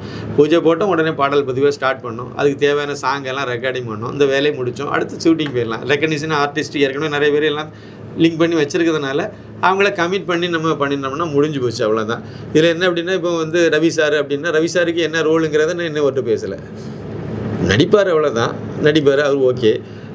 நம்ம மாஸ்டர் கனல் கண்ணன் அப்படின்னா அவர்கிட்ட வந்து உங்களுக்கு என்ன ரோல், நீங்கள் இதை தான் பண்ண போகிறீன்னு அவருக்கே தெரியாது. இது வரைக்கும் சொல்லலை அவர்கிட்ட. ஆனால் எனக்கு தெரியும். என்ன சொல்லலை, அது வேண்டாம், அது சொல்ல வேண்டாம் அப்படின்னு சொல்லிட்டு. அது நல்லா தான் இருக்கும் அது, ஆனால் சொல்ல வேண்டாம்னு நினச்சிருக்கேன். அவர்கிட்ட இப்போ சொல்ல வேண்டாம், எல்லாம் ஓகேயான பிறகு 3ஆம் நம்ம பூஜை பண்ண போகிறோம், நீங்கள் தான் இந்த ரோல். அப்போ தான் என்ன கணேசன் இப்படி ஆமாம், என்ன கணேசன் இப்படியே பண்ணி சரி அப்படிம்பாரு. அவர் நல்லா தெளிவாக நல்ல ரொம்ப நெருக்கமாக இருக்க நல்லா. இது 2 ஃபைட் இருக்குது. ஃபைட் மாஸ்டர் அவர் தான். அதில் மாற்றுக்கிறதே கிடையாது. அதை நம்ம பட்ஜெட்டுக்கு தகுவாறு பண்ணி தாங்க மாஸ்டர்னு சொல்லணும். அது நல்லா சிறப்பாக பண்ணி தந்துடுவார், அதில் ஒன்றும் பிரச்சனை இருக்காது. வேறு பாடல் பதிவு முடிஞ்சுன்னா நம்ம வந்து அதுக்கு இடத்துல ஷூட்டிங் அநேகமாக நம்ம தென்காசி தான் நம்ம ஏரியாவாக இருக்கும். அதாவது கதைக்களம் அங்கே நடக்கிற மாதிரி தான் நான் வந்து ஐடியா பண்ணியிருக்கேன். அதனால் அங்கே தான்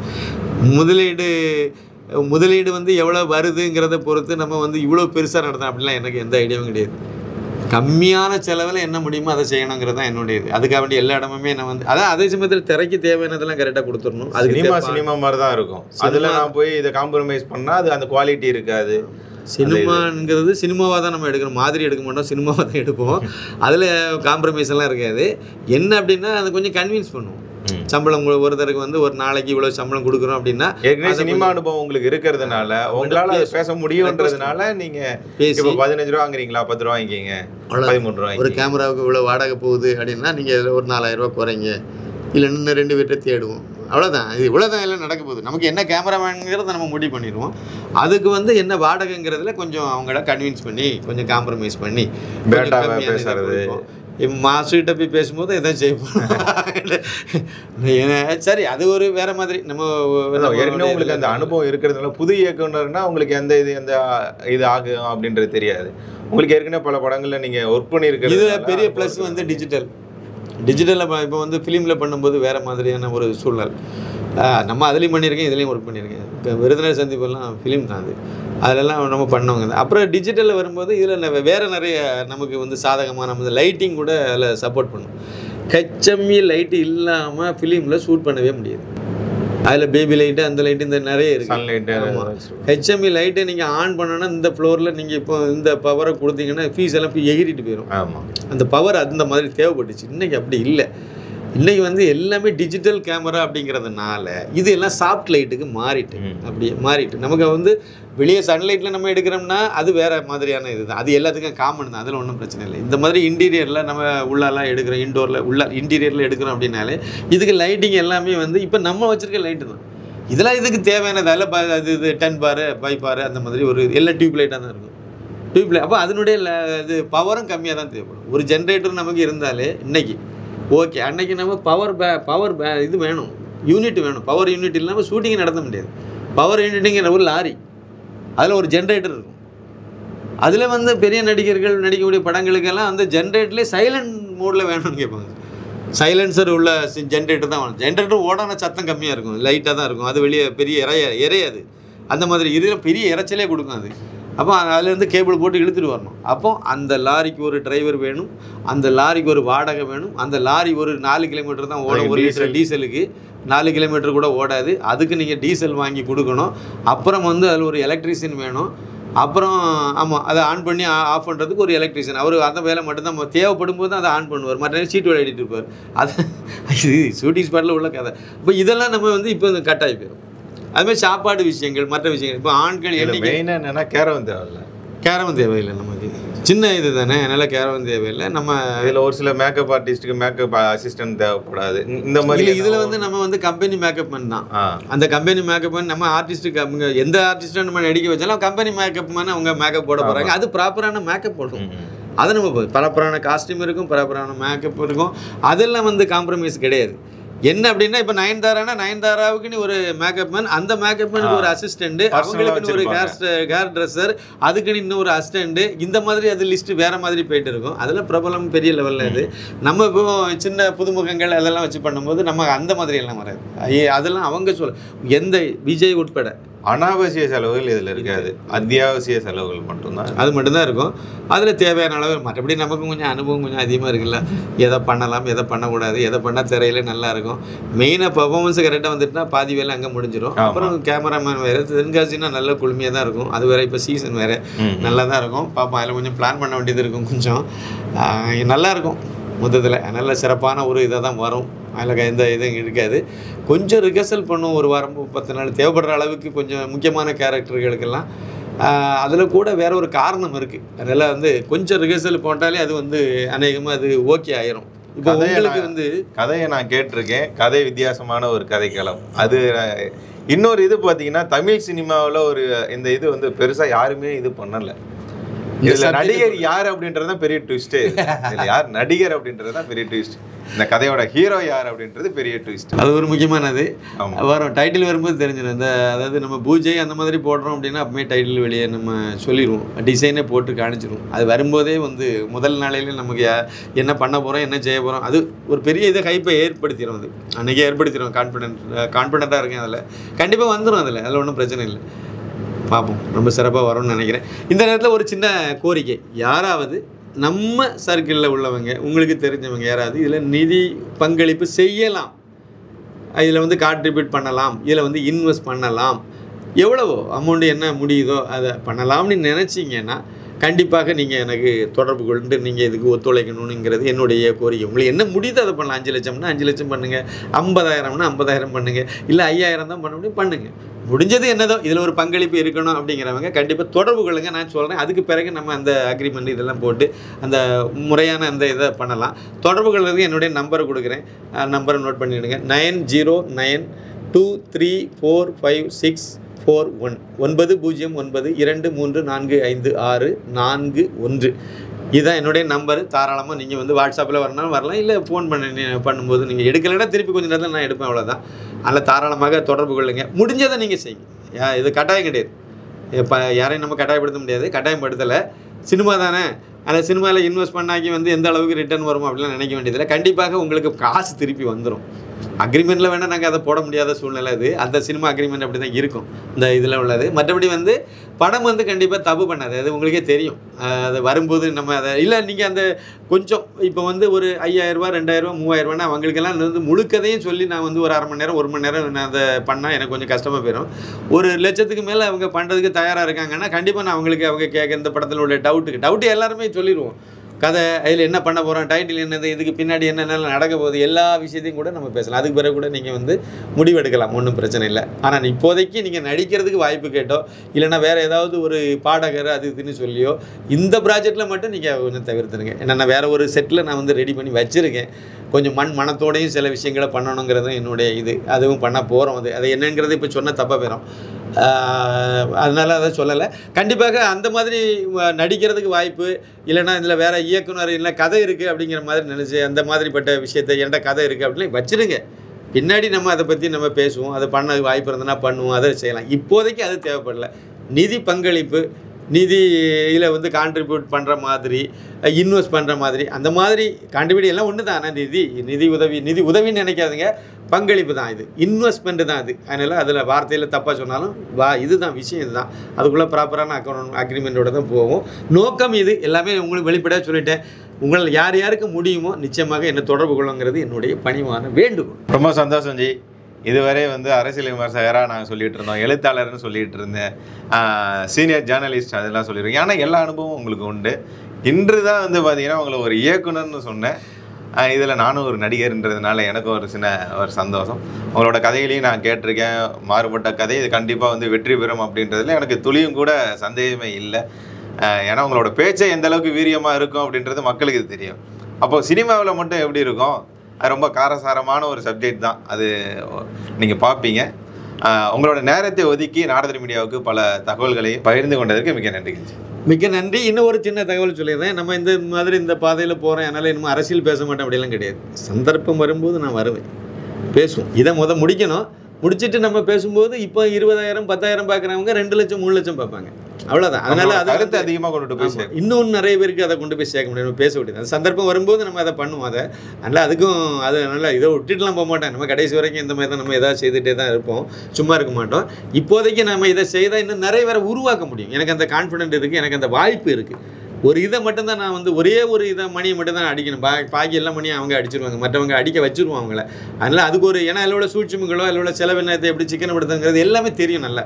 இன்னும் கொஞ்சம் இந்த படத்தை முடிக்கும்போது இன்னும் கொஞ்சம் தான் எனக்கு அனுபவம், இன்னும் ஒரு அடிஷ்னல் இதுதான் எக்ஸ்பீரியன்ஸ் தான் கிடைக்க போகுது. அதனால் நான் வராமல் இருக்க மாட்டேன், அரசியல் பேசாமலாம் இருக்க மாட்டேன். அரசியல் பேசாமல் எப்படி நம்ம இருக்க முடியும், பேசுவோம். இப்போதைக்கு ஒரு இடைவேளை அப்படி நீங்கள் எடுத்துக்கலாம். நன்றி, வணக்கம்.